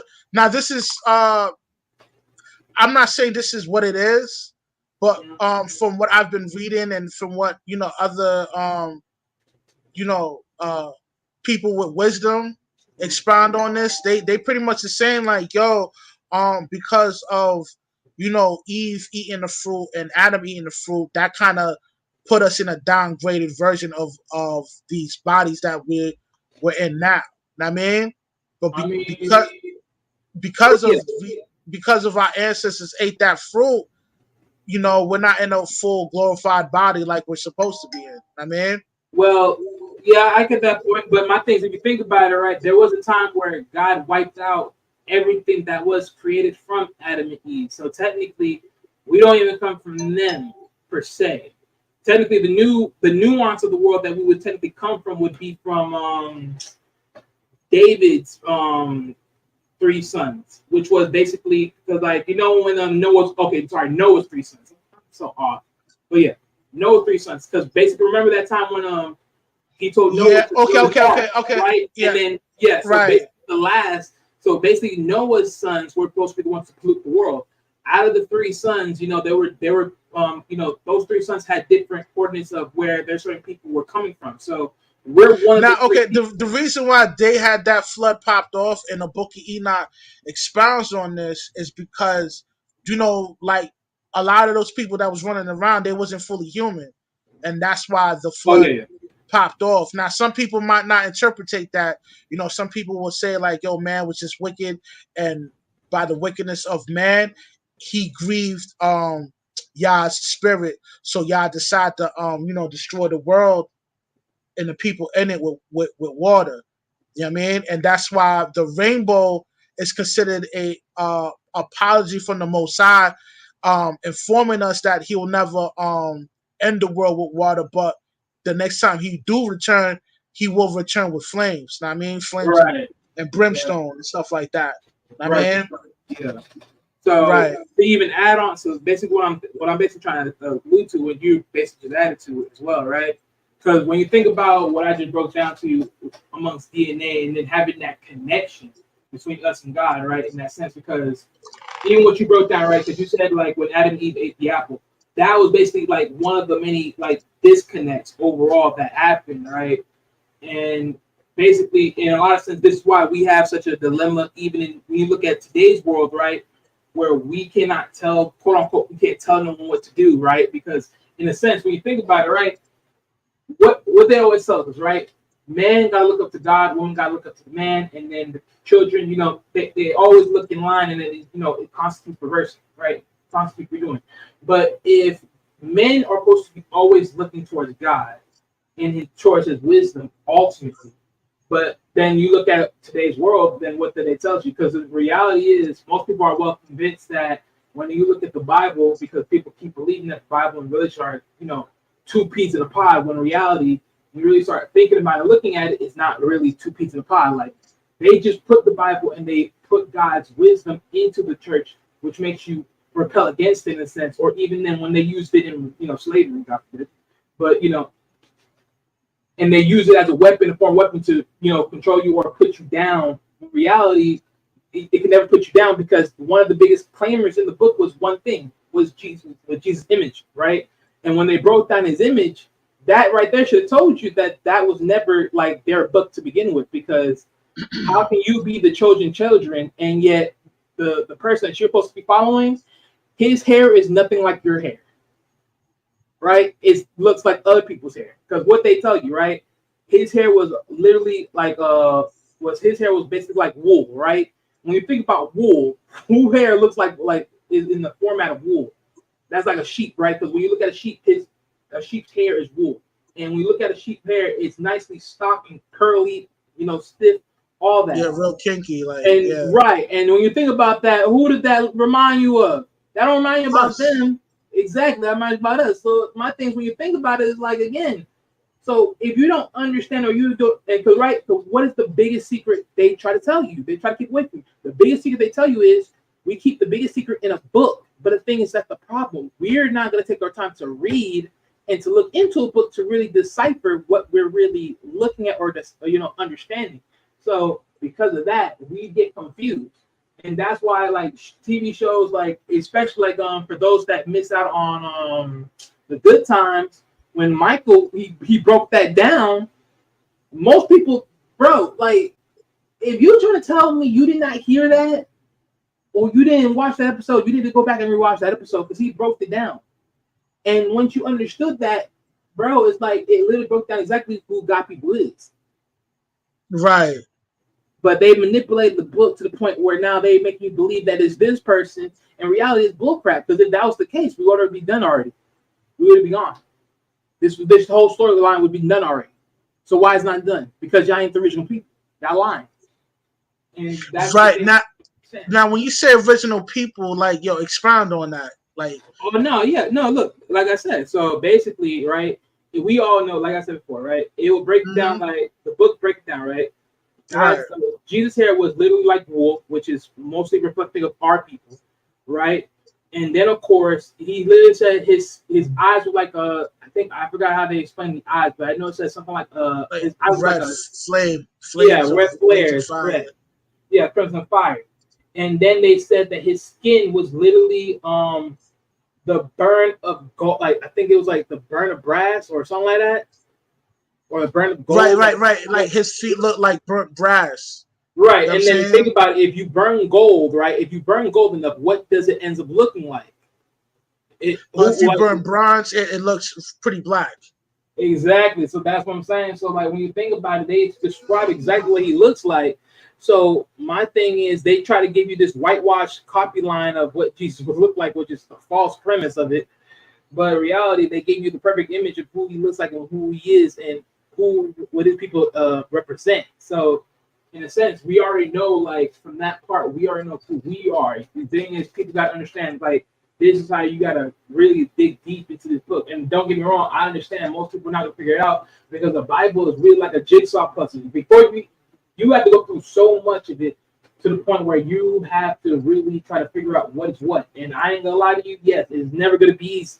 I had someone broke this down to me, and they broke it down real good to the point my head hurt because it's like, God damn, like, bro, like, you was just sit there and you'd be like, man, I wish someone broke this down to me way longer.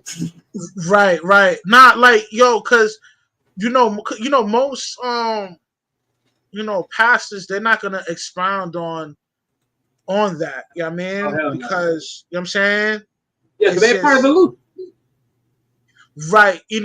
And most of them believe that, what I mean, we the Gentiles, which I totally disagree. You know what I mean, but you know what I mean, you Right. know, I just what I mean, but yo, like you said, man, it's important to know that information because that's the focal point of most of the prophecies. You know what I mean? Especially the elect returning back to the land where the Solomon temple is getting built at right now. You know what I'm saying? Right. Because within that land of their prophecy, like yo, it's based on like these three. I don't know if it's sheep or cow. No, it's cows. Like there's a certain cow that's supposed to I guess like grow red hair and it hasn't grew its red hair. Once that sector from that land has a cow that has like I guess original red wool, then that's the indication that um the original Jews have returned to that land. I mean, Right. you That's know what I good. mean? Right. So it's just one of Hey, those. You know what I mean? It's just one of those key components to know what's going on with these prophecies, man. Because the whole purpose of these prophecies is to what I mean, not only get you ready, but you know what I mean, to that's your mind. yeah, to keep you in line to be ready when when the sacrificial lamb returns, man.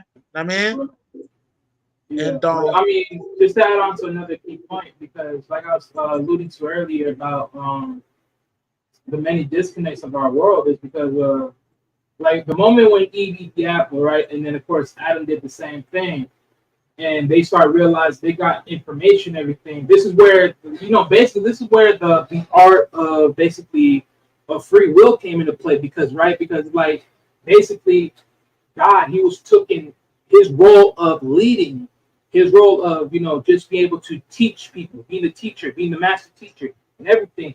It was literally stripped from him because there was nothing he could probably teach Adam and Eve because they already got wisdom because they ate from the tree of knowledge, right? So what more can I teach you if you ate it from the tree, right? So of course he kicked them out of the Garden of Eden because there was no point keeping them there because of course he was nurturing them to have proper knowledge of who they are and build them into that role of understanding their physical selves, right? And if you think about it in our time, when you really think about it, most of us not have done it. Like a lot of things that we go through nowadays, neither you perform in a relationship or just overall. How much of us can honestly sit here and say, as men, we have did the master teaching to our own seeds or to our own, kids and whatever, and led them to a better path in life. In most cases, not. And I get it. Most people will sit here and say, well, when you have so much things in the world today, where sometimes you're trying to take care of the family, make sure you got food under the table, and keep a roof over your head, and all this, like it takes away from it all. And I'm like, it may be the case, but this the world that you want. And people got to remember, if you do not be in position, as in focusing on God and moving in the way of God, and being in that same format to lead and let alone to teach and educate, then he's like, bro, then you just leave everyone to the wayside. And I think that's right, the things that we're facing right now. Like that's right now what we're going through. That's what we're facing right now. Because literally, like when you think about it, this is exactly what we're facing right now. Because people will sit here and say, "Oh, well, back in the days, we were able to hold y'all accountable, and nowadays you can't hold shit accountable. You can't hold nothing accountable. Everyone looking at you crazy." no, that's true, man. And like anytime talk about things like this, man, it's kind of spooky. So anything that's spooky, they're gonna I think you crazy. mean, You know what I but mean? look, you know what I'm saying? It ain't just spooky. It's like at this point in time, it's just assuring what it is. And right now, the power hold is in, you know, dark man's hands. But it's like, hey, it is what it is. It's like some people will lose it, and some people, will do whatever. But hey, look, you knew how it was. Like at the end of this storyline, everyone wasn't gonna go with us. Yeah, Only yeah. like Not everybody's gonna make the cut. Yeah, no, you're right yeah. about So that. You know, it's like even in peace or within war, everyone wasn't gonna make that cut. So it's like it is what it is. word up. Now I want to transition to another subject matter based on Neuralink, man. You know anything about Neuralink? Yeah, isn't that Elon Musk thing?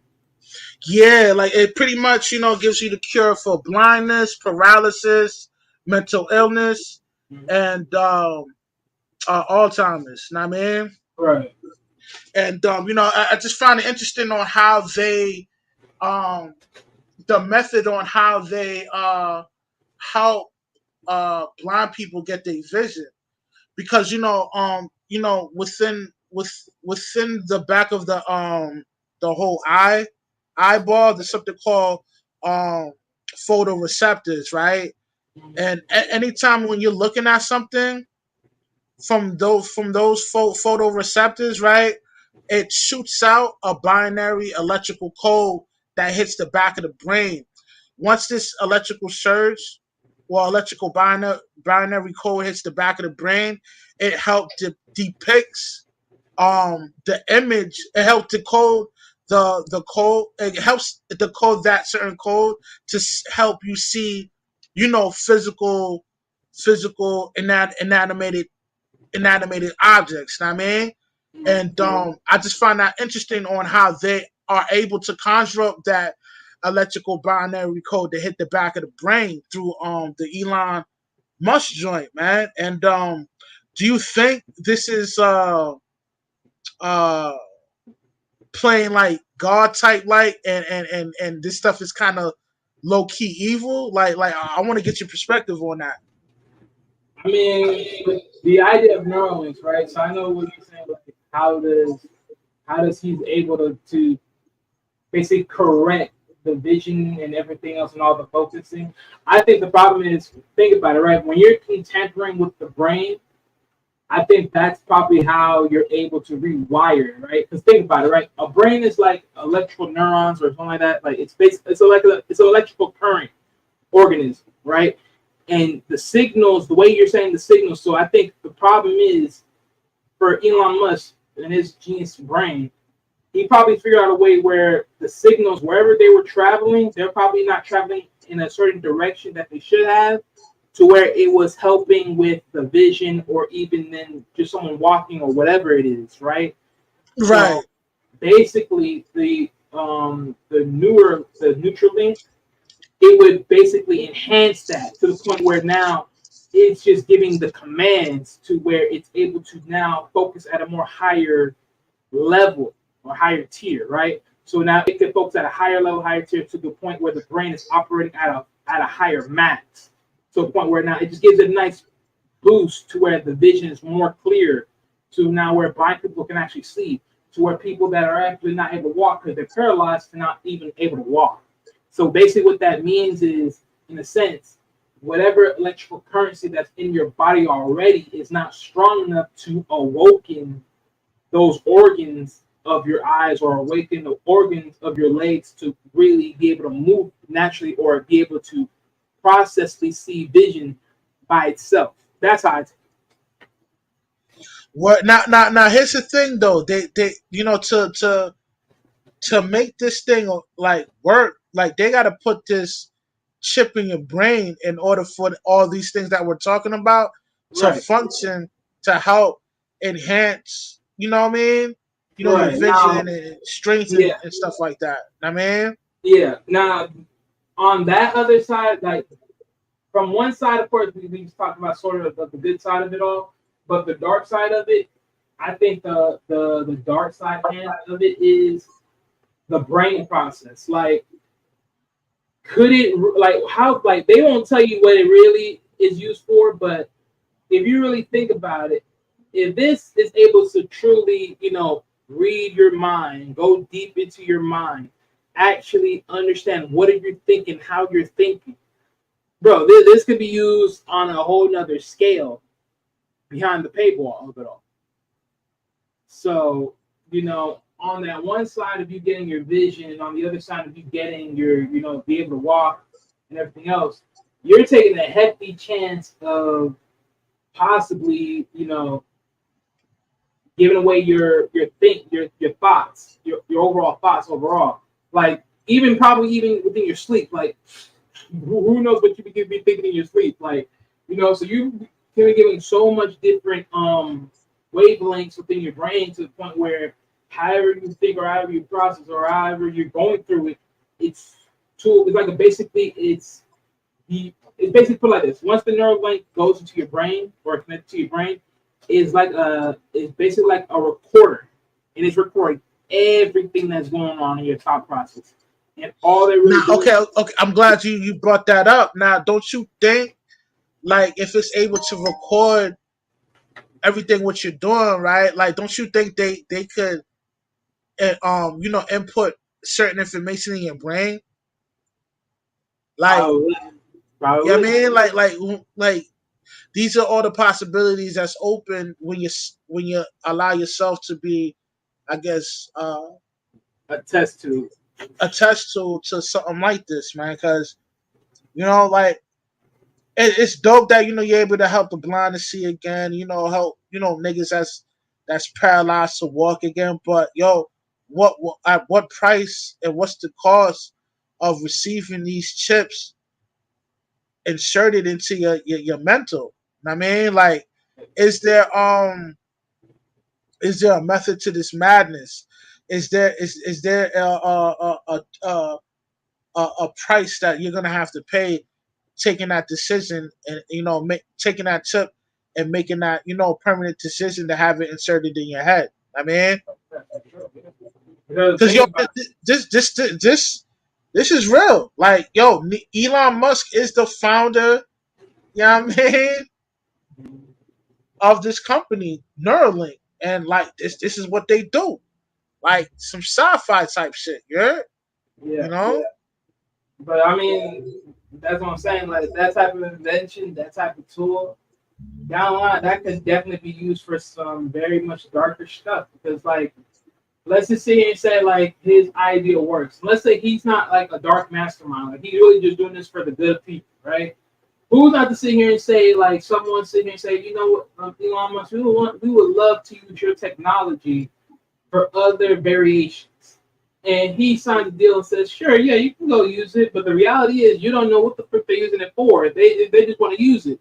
And the reality is, that Neuralink could be like the quote unquote the tag patch that they put on your hand, like Futurama and shit.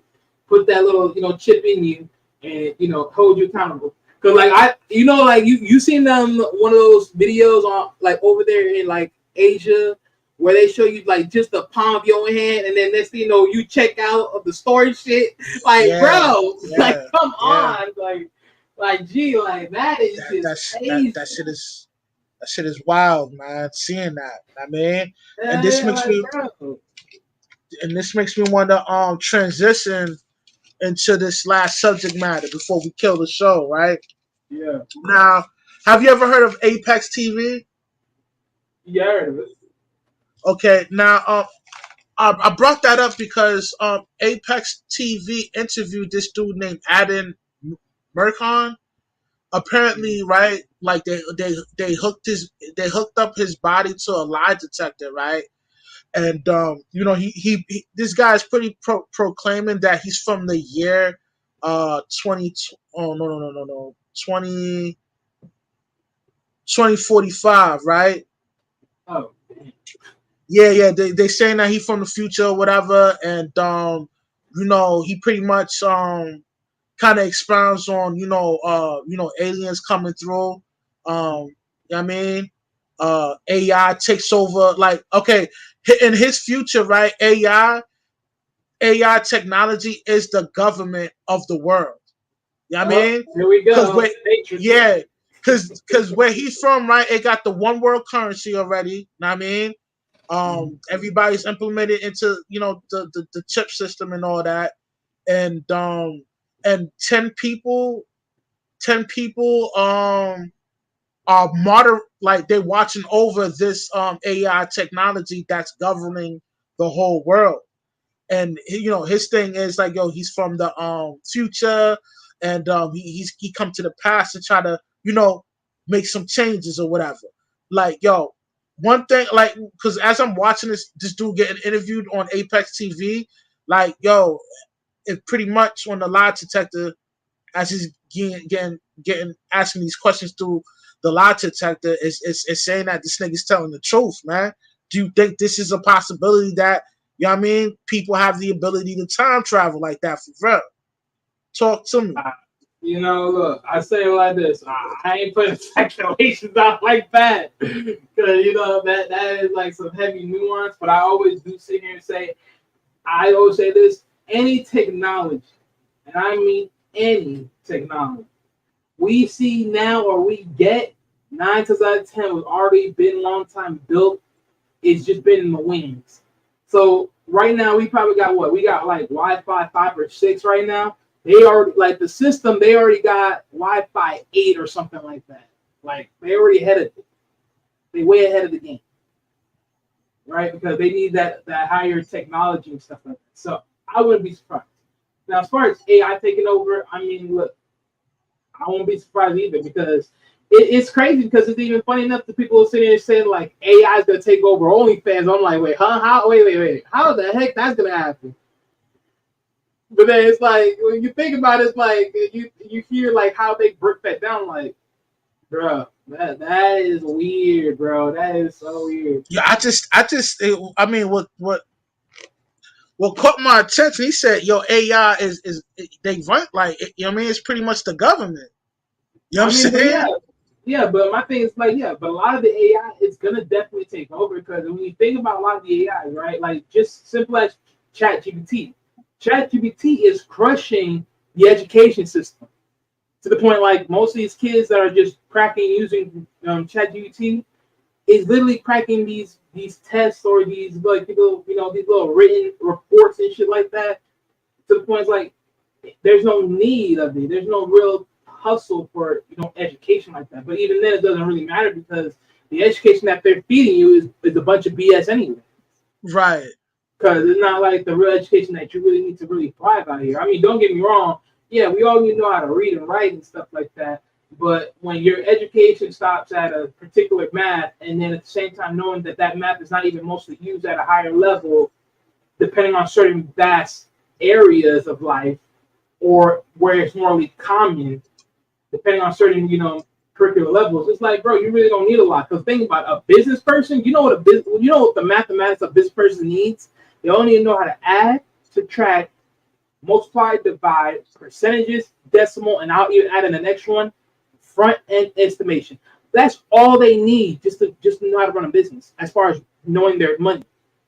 So it's like, bro, if you don't need that much to be a businessman or a businesswoman, who the fuck needs what do I need to go through all this hurdle of calculus and all those other things and trigonometry? Right. No, I agree with you on that. You know what I mean? And just I mean, it just wow, man. Like, do you think our future will become that? You know what I mean? Like, do you think it's a possibility I that mean, would look, happen? I always said it before and I'm gonna say it again. When you think about the Jetsons, right? The Jetsons was basically the gold standard of what the future would look like, right? Right. Gold standard. But then when you look at something like Futurama was basically the dark hole of it all. Like it was the fucked up war zone of it all, right? And when you Right. start hearing about the chips being implanted in you, think about it. What's the female's name? The Cyclops Eye.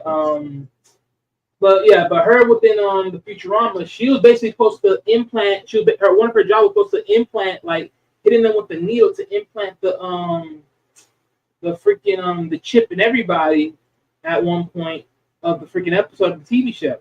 So it's like, think about it. In this sense, it's like a lot of these motherfuckers are gonna do the same thing. They're gonna implant you. They're gonna do all this and everything else. So I wouldn't be surprised. And then to top it off, the power of AI. I mean, think about it. They're showing you with these robots every other single time. They're trying to perfect these robots. Right. Yo, Robots drive. what are your thoughts on WorldCoin? Do you believe that WorldCoin would be the digital currency that allows the whole world to use one world currency, one world government? Because not only he expounded about aliens, right? Mhm. You know, some people believe that because he also uh he also expounded that like on the year 2028, that's when the aliens will be able to reveal their true identity and stuff like that, and that he can't really expound on where they originated from, but he says that they don't come from space. And he said the reason why he can't really expound on it because it'll cause a time paradox. Know what I mean? Right, And basically giving too much information and changing the past from the right, future and all right. that. Yeah. And he also expounded on how one world currency is going to pop off on 2045. Now they have this technology that they're working on now called the Right. world coin. You know what I mean? Which will allow the whole world, not just a regional manner, but a global manner where everybody's able to have access to digital currency. Do you think that the year 2045, that WorldCoin will be the biggest thing out there for digital currency? Well, one, we don't know who's going to create that world coin because when we think about all the cryptocurrency that's been made already, there was always an inventor behind the coin ultimately. So the thing No, is, no, WorldCoin is here. It's just haven't been okay, it well, hasn't been dispersed to the public yet. okay, fine. Then my thing is with that, I won't be surprised because it's not like it's going anywhere. Bitcoin is not going anywhere. All the other cryptocurrency coins are not going anywhere. It's still here, right? So it's still an investment, still a play on the market. It's just one of those things that they're just introducing. All they're trying to figure out is how can they integrate it to where it's Bitcoin.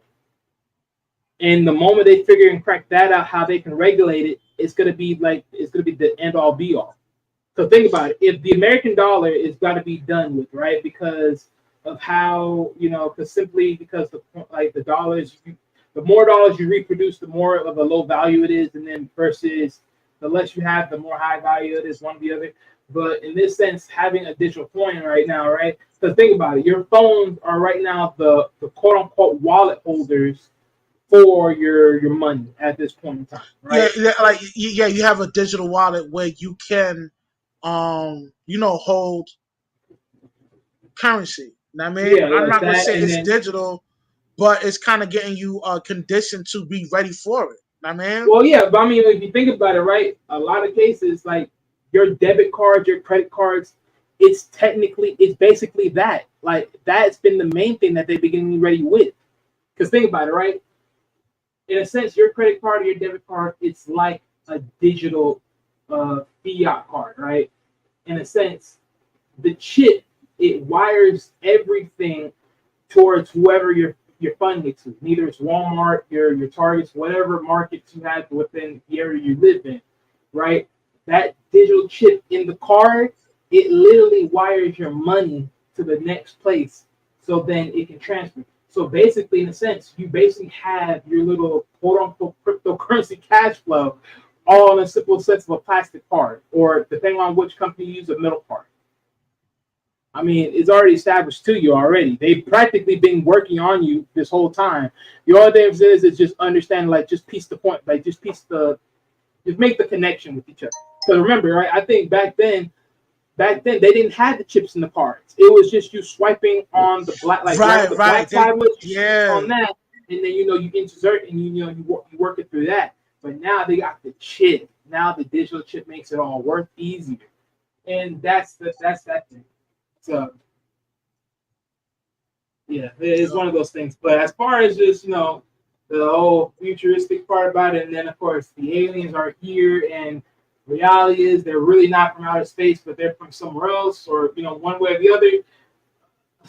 Man, look, I'm not touching on none of that because like if you see and tell me they're not from outer space, and they're ultimately not from outer space. Then you have to sit here and tell me, well, where have they been popping up from? Because you have those, like, they have quote unquote high technology, futuristic high technology ships. So where do they pop up from? Where they hide every now and then when they hide. Right. Well, he also expounds on how they have cloaking technology. I mean, like they're Okay, able okay, to that's true. yeah, say that again. No, I'm saying amongst the cooking technology, that would be a good point of how, like, not seeing them or Yeah, yeah. noticing. He said they're able to hide in plain sight.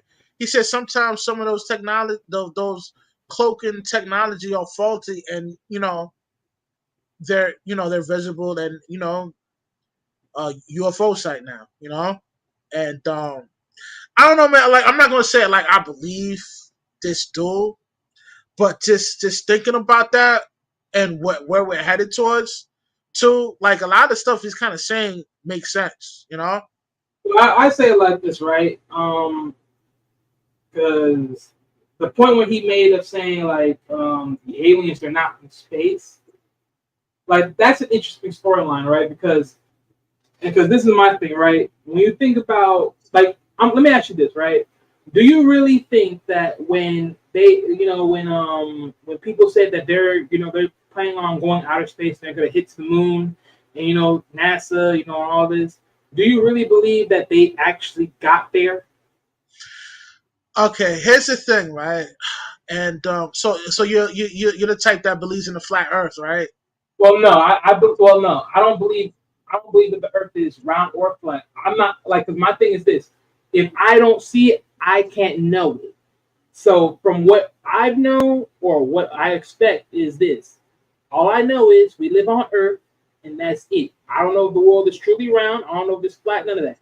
They gave us an image and all that other shit. But my thing is this, because this is my thing, right?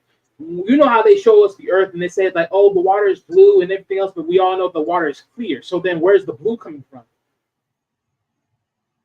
Right. Well,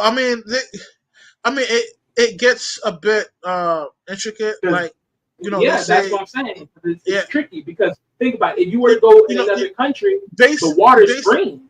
some like some scientists believe that because of the I guess the X the sun's ray Mhm. um reflects on the earth, and it because really we our eyes does not have the capability of conjuring up color.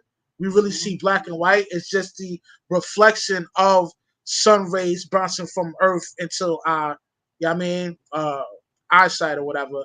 I Right. might be I'm butchering it, but this Mhm. is what some scientists believe. I I'm mean, not because the saying only this is what it is.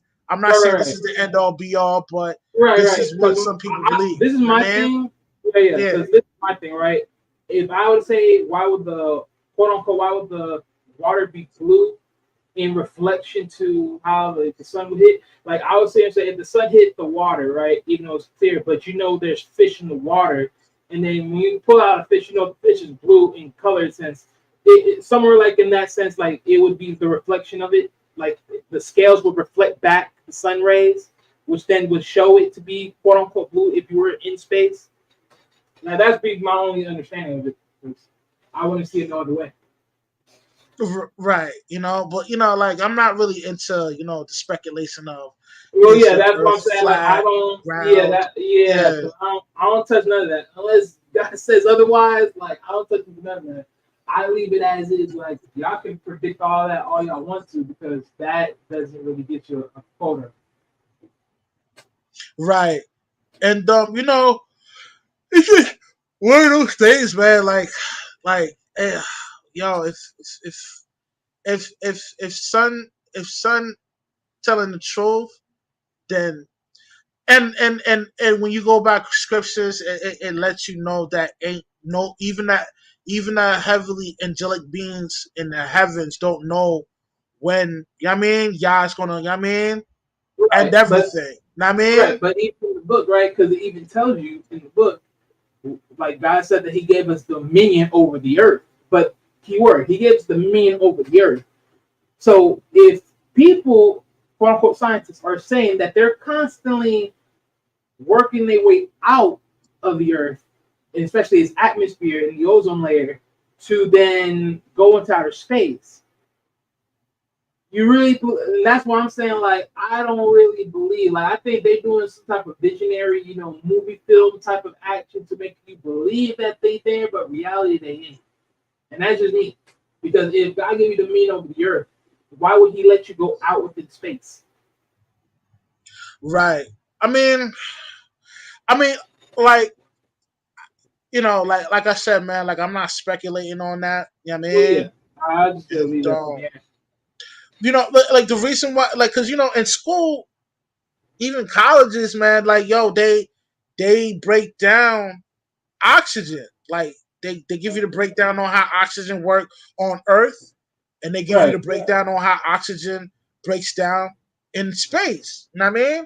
Right. Like in on Earth, we inhale molecular oxygen. You know what I mean? Which allows us to, I guess, inhale O2 and exhale CO2. No, we inhale carbon and then we exhale the oxygen, which allows us to breathe.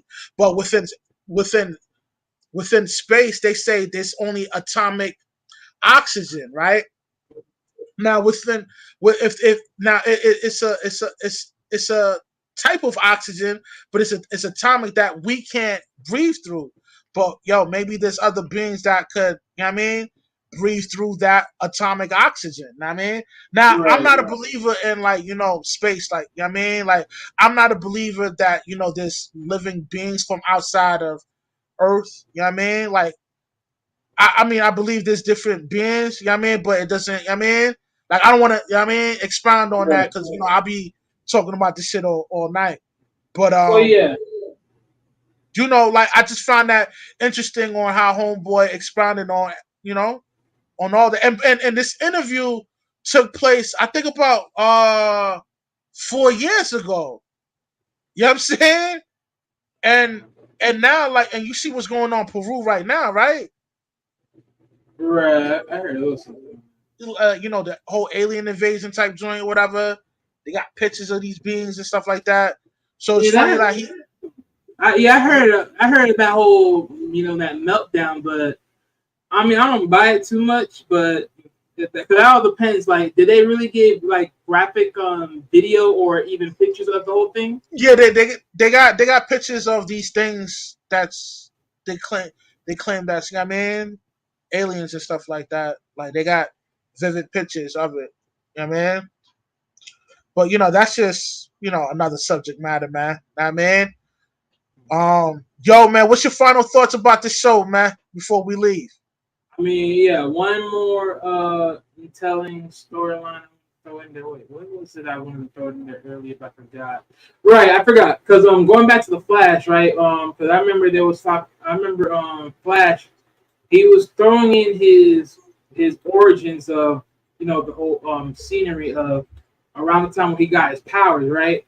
But one Right. of the biggest important thing that he threw in there, because this was actually interesting. I didn't even know this, but because basically what they introduced was around the same time when Superman came into play, right, and he was facing General Zod.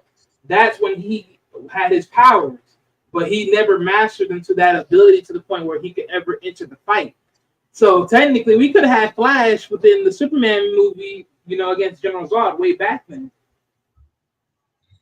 Yeah, and that's what I like about the whole, time travel and uh uh the multiverse and all that. Right.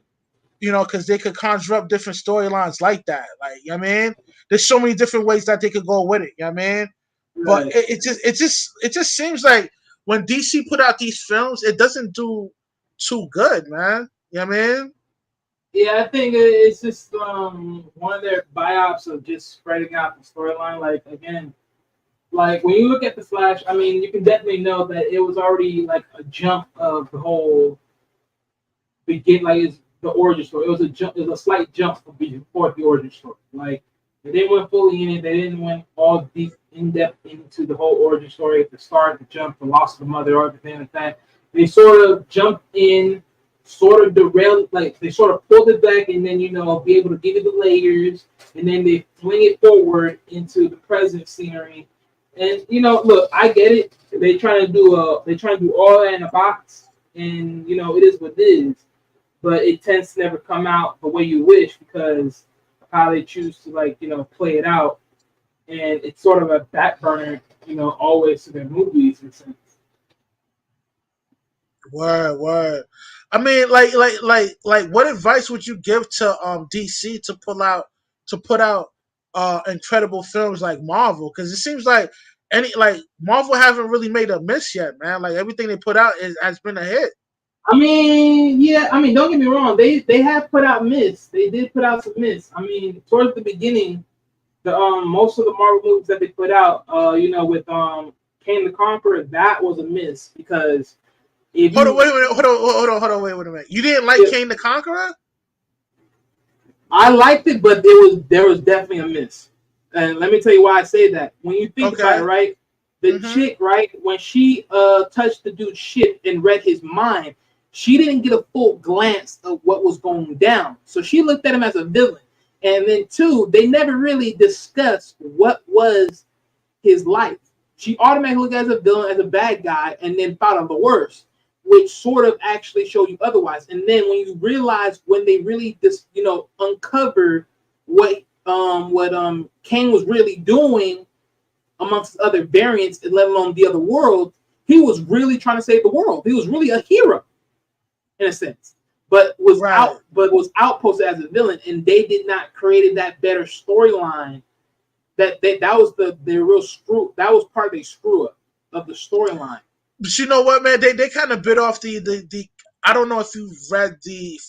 I don't know if you're familiar with the comic called The Council of Reed, but they kind of bit that storyline with Kane the Conqueror. Because towards the end of the film, you've seen so many different versions of Kane the Conqueror. Well, yeah, but I mean, the problem, because think about it, right? It's an issue between that and then Loki. Because notice, towards the end, you start to see it. Loki eventually looks at one of the many Kane variants, and then he's like, that's him. And you're finding a boatload of most of these Kane variants one way or another. But most of the devious Kane members, right? You see them intertwining in line with each other, and then they eradicate. And the funny thing is, most of these Kane variants, they don't have to do nothing about the Kane that's trying to outsource them out of existence, because now Ant-Man and the Wasp and everybody else took him out, which really was a bad deal because they didn't really understood his mindset and his vision. All they saw was just the reckoning and the terror that he was causing, but not understanding the real bigger visual sense. So, for me, in that sense, and then amongst others, because even Jedi, he will tell you it was a flop himself because of the parts that that they didn't get correct, or they didn't connect very well. It just was a fall off in a sense because it just didn't add that hidden piece that it should have been added. Because the fact that you don't even go into that storyline and why that he even did what he did, and then even acknowledge it, is like, F your story. You're a villain. That's all there is to it. And that right there was a screw up. I mean, in most cases, we can sit here and say they did that because of the whole thing that was going on with his historianism, his development within that BS that he was going through with his ex-girlfriend and stuff. But that right there, that was really bad just on the film and alone. So it wasn't really good. I mean, don't get me wrong, it's good, but it's not as good that it should have been. Right, but it's not trash though. Oh I never said it was trash either. That's what I'm saying. It's good, but it's not as good as it should have been. When you think about it, when breaking it down, because especially DC they put out a lot of films that's disappointing, man. I mean, yeah. And I mean, yeah. if they were to focus on something different other than like the generic characters that we always see in the big screens on DC. Because with Marvel, like how they do it, like each film that they drop on each character is basically a introduction film of that particular character. it just, you know what I mean, like with DC, like they don't have the capability of coming out with a decent introduction film for each character from DC. You know what I mean? I don't know, man. I just that's just my perspective. You know what I mean, I but mean, I thought the Flashpoint was, I mean, decent. Was it trash? oh I no, thought no, I gave the Flashpoint like a 6.5. right. Yeah, I'd say about five. I give it a five. Well, But you can give it 5. No, I'm gonna give it a 6.5. No, like towards the beginning, yeah, I was about to be like, yeah, that thing was trash. But I was like, you know what? Like as it got to the middle, and then as it got like deeper into the late thing, I'm like, yeah, I can give this a 6.5. Like yeah, it it ain't made it that made bad as more many sense people make it towards, out to yeah. be. It ain't So as it's bad as like, people make it out to be. So it's like it was solid though. right. It made more sense towards like middle, towards the end of the film. Like, okay, I'm like, okay, I get the gist now. Right. But I mean, it's not that bad, but it definitely has some parts where it did need some fix. I mean, because my thing is, this is my thing about superhero movies. I think the pragmatical problem with superhero movies is they don't really tap into the art of the impact of the decisions and the danger that's really going down. Like it doesn't really get to the impact because this is why I'm not saying like the King the Conqueror thing. It really wasn't a major hit because you don't really get to know that backdrop story, that pain, that that piece of sorrow of why you went that far. Like what triggered you to go that far to go after your own self to eradicate yourself? Like what like something had happened for you to do that, for being on conquest that way. So you know what I'm saying? Like that's the like those pivoting points, like those quote I unquote mean, those I mean, sorrow movies. what Like this is why Batman always stays on top because of in a lot of senses is a sorrow movie. Like you get the yeah, sorrow, the but then you Batman get film pushed back. wasn't too bad. I thought it was pretty decent. I think Right, all but the actors did a phenomenal job, especially Commissioner Gordon. right, and that's what I'm saying. Like when you think about it, this is why Batman movies don't fail because you get that element of the sorrow, of the pain, and everything else, but you push and fight through it, and then next thing you know, voila, here we are, and then boom, boom, boom. You get that whole atmosphere, but with the other ones, it's like you don't really get that too much. It's dry, it's raggedy as hell, and I think the reality is the problem is I think the more so issue is basically the directors. It's like they don't really care to give you that heavy nuance of the of what you want because they're just like I'm just gonna watch it anyways, and that's the problem. Right. And then yet they're the same writers that are sitting out here saying, "Hey, we want to be, we want to be paid," and they're on this writing strike. But the reality is, you're on this writing strike, but you guys are putting out horrible product. Yeah, I mean, And I'm not saying that for all of them. I'm saying that for those do, like do, do if you're you in the think? comic book era, like Do you you are think? that type of person that you need to sit the freak back a little bit.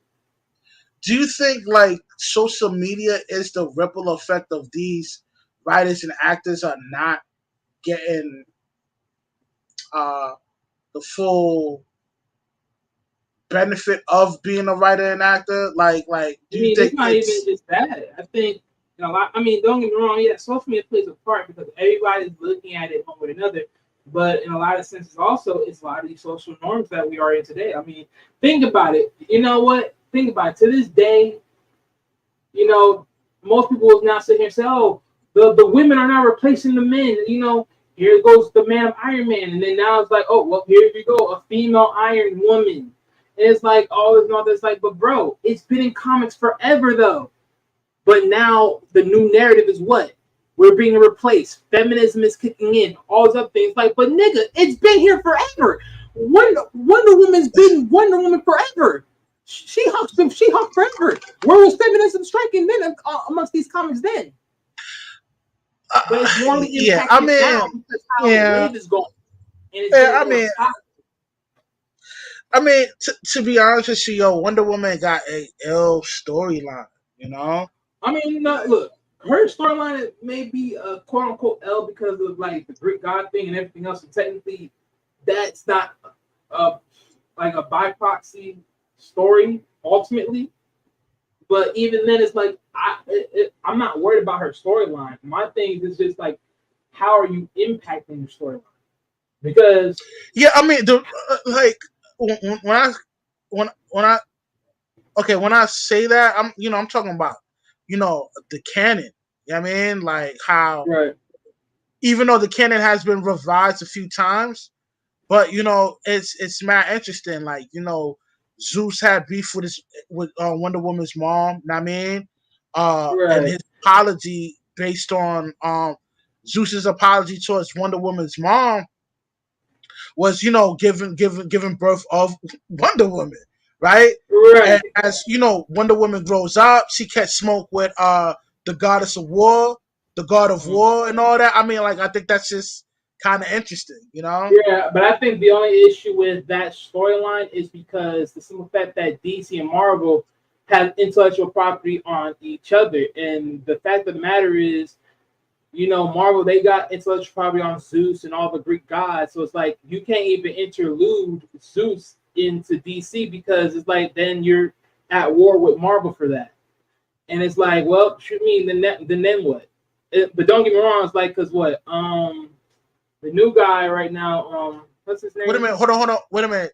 Marvel own the rights to Yeah, well, look it up, bro. Yeah, you can look it up. Zeus Like, bro, and all yeah, these they got most of. mythological gods. Yeah, they got most of them. They got all. I They practically got I all of didn't them. know that. I didn't know Yeah, that. they got Grace, they got Hercules, they got Ares, they got practically all of them. So most of those names that you would want to use or have them in the film rights of it all, you can't even get them in there like that. So that's why it's tough. It's like if you really want that pure line story, like Zeus, like let's say you bring in the Greek gods and you bring that storyline, and then there's a separate story where Zeus, deals with these women that were just a nation of women by themselves, and then next thing you know, it's like they brought Yeah, that storyline the separation. Amazonian. Yeah, the Yeah, Amazonian. it Yeah. will be hard because like that's the part that's going to be cut off. They See, would but they super they jump they that. they try to do it with the Justice League movie with Steppenwolf. How he had the mother box, and they showed how the Amazonians was protecting the mother box, and what's the dude the fish dude, the DC version of You mean Aquaman? Aquaman, yeah. His people was protecting the mother box and all that. I mean, and all for the sake of preventing from Dark Side coming through, because in that film, which I thought was kind of dope, they had Zeus and all the other mythological gods fighting off Dark Side, and they separated the mother box, and each tribe, kept the mother box. Like the Amazonians kept the joint to keep it separated, and Aquaman kept his peoples kept it separated, and like humans kept. I forgot the human race kept a sector of the mother box. I mean, so it's just that storyline was pretty good, but they didn't really expound on Zeus and all the other mythological god. They just had Yeah, like because a it's second because clip. they're Yeah, endorphin. Yeah, they gotta be endorphin. yeah. So Because I mean, look, I said it like this, right? The only other way that would be even possible for them to bring them in if they have to alter their name. Like if you look at Zeus, right, and you know how the way they spell it, they would have to change the spelling of the name just to to orchestrate be that honest into the with you, story. they should just pay a fee just to borrow the likeness of those characters so that they could put it in their films. You know what I I mean? mean, yeah, you could say that, but It would be they will get a return off. It would be it'll be worth it. You know what I mean? I mean, you could say that, but I mean, honestly, the way I mean, the way come it on, looks man. How like many at this Justice time, Leagues you gotta Superman think about films it. are you gonna put out, man? You know what I mean? It failed twice. Try something new. You know? I think the problem, like, I don't think so. Their problem is that failing part though. It's like my things with Superman. But this is my thing. I mean, I know a lot of people were quote unquote sad that Buddy lost the Superman job. I wasn't though. I'm so sorry to tell you, I wasn't. I don't Oh, believe you he talking was. about Henry Cavalier, whatever his name is? Yeah, Henry Cavill. Yeah, I wasn't Yeah. really, like I like the fact that he lost the job. I ain't gonna lie to you. I was happy. I ain't happy. I was happy he lost the job because the reality is one. he doesn't give you that Superman ambiance. Like I look at him and he's already in my mind. He's already that Superman that's already in a dark place. He's basically the Superman with the black suit. And the thing is, they're not putting him in that black suit yet. Yeah, like I don't catch a Smallville Clark Kent type nigga. Exactly, Yeah, but the new Superman that they're about to build, he looks like the quote unquote Smallville Clark Yeah, Kent. but he's fired though. They got rid of him. They did? That's what you I didn't said. hear that. No, I That's didn't what hear you said. No. You said DC got rid of Henry Cavill. Yeah, Henry Cavill. I'm talking about the new guy. Oh, the new dude. Oh, I Yeah, for haven't the seen new the new dude yeah, yet. yeah. They already showed him already. Yeah, the new dude for the Superman movie that they had. Oh, That's I thought you was still talking about Henry. Oh no. I think they did said that they probably could work a deal where he could be in Future Sense movies, but I don't know how that's gonna work out. No point. Start from scratch. Switch it up. You know. I mean, no, because if you think about it, if they do more futuristic things like that, or like different multiverses, then that's where they could pitch that in there. So that's when I see it. But other than that, I mean, yeah. But no, but I'm talking about for the new guy, because the new guy, he looks like a more quote unquote je ne sais quoi of Smallville essence, because he has that look. Right. I gotta take a look. What's his name? Hold on. Let me go look him up. So I forgot his name. And they're using him for Dark Superman? Yo, that's No. I'm saying Henry Cavill could have been that Superman. Right. Okay, I see what you're getting at. Yeah, Henry Cavill could have been that new Superman. That's what I would hope for, but he wasn't. So that's why I was like, Because personally, with his energy and everything, that just looked like he just had that aura for that new Superman. So that's what I looked at.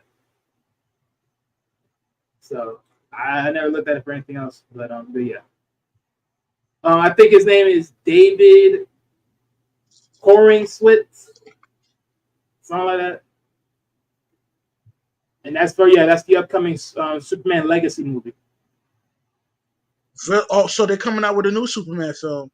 Yeah. That's gonna be under the new director of the movie. The dude that directed the Marvel Guardians of the Galaxy, that dude, I forgot his name right now. But yeah, so he's gonna be directing that new. Which Guardian of the Galaxy did he direct? I believe all of them, if I'm not mistaken. Okay, and then he might be okay. Yeah, James Gunn. That's who it is.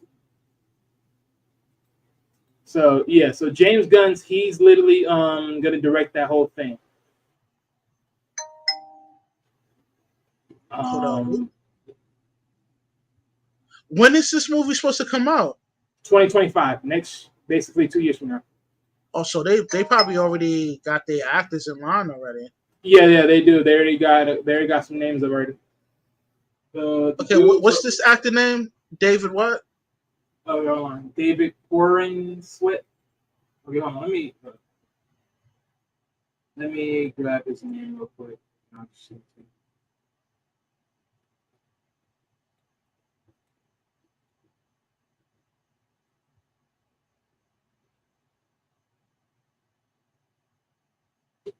There you go. It's in the back. Yeah, but dude, he looks definitely like Superman. Definitely. A younger version too. Got the whole Clark Kent look and everything.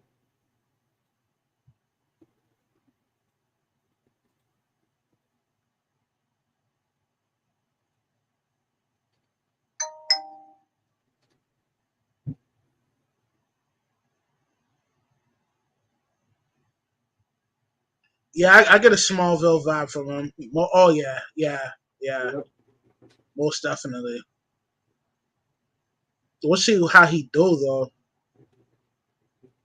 Yeah, it's really it's on the director, bro. You know what I mean?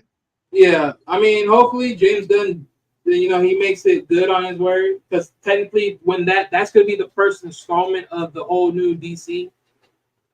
Because Flash, I think that was on the old director, but that's my check. But yeah, this is definitely like the whole new start. So Superman Legacy will be practically the whole new start.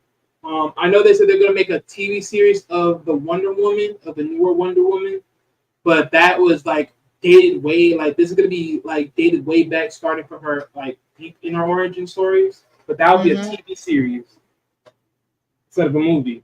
So they're going Okay. deep into that. And yeah, there's more. They're coming out with there's another new group of superheroes in DC that is coming in. I think this is something that they picked up. Like they buy a comic from somebody else and then they're integrating it in. But yeah, but I talked about this. Me and Marcus, we had talked about this like way back on one of the videos that we did back then. Yeah, I haven't heard from Marcus in a while, man. Yeah, he's been dealing with a lot of stuff. So yeah, but Oh yeah. oh yeah, How often but do you get to speak to him? uh, whenever he's able, I guess. At this point, I could talk to you in the back behind stage with a little bit more of that, but I'll give Oh, more of that okay. information. Yeah, but I Well, don't talk to it on stream. yeah, yeah, no, no, no, no. Yeah, yeah. My bad for even asking. Oh yeah. No, you good, but I didn't put too much. Yeah, but but yeah, he's still around. It's just that he's been dealing with other stuff. Okay. Um, yeah, man. What's your final thoughts, man? I'm about to kill this live, man. Nah, but like I said, overall, like Dark Beast or even just Beast in general, like his whole character is definitely like it has massive potential to be a monster, bro. Like like you can literally put him on Sabretooth's level if he really goes out there and be just a mother loving What savage. okay within the Krakoa comic series, how they expound on Dark Beast, I thought he was a lot more ruthless than Oh no, he is. Sabretooth. Oh, he But definitely is. it's And just that plus, go ahead. when when he will run up on people that he got beef with, it'll be real subtle. Like you want to see it coming. I mean, because he Right. behind niggas like Wolverine to go body them. I mean, Yep.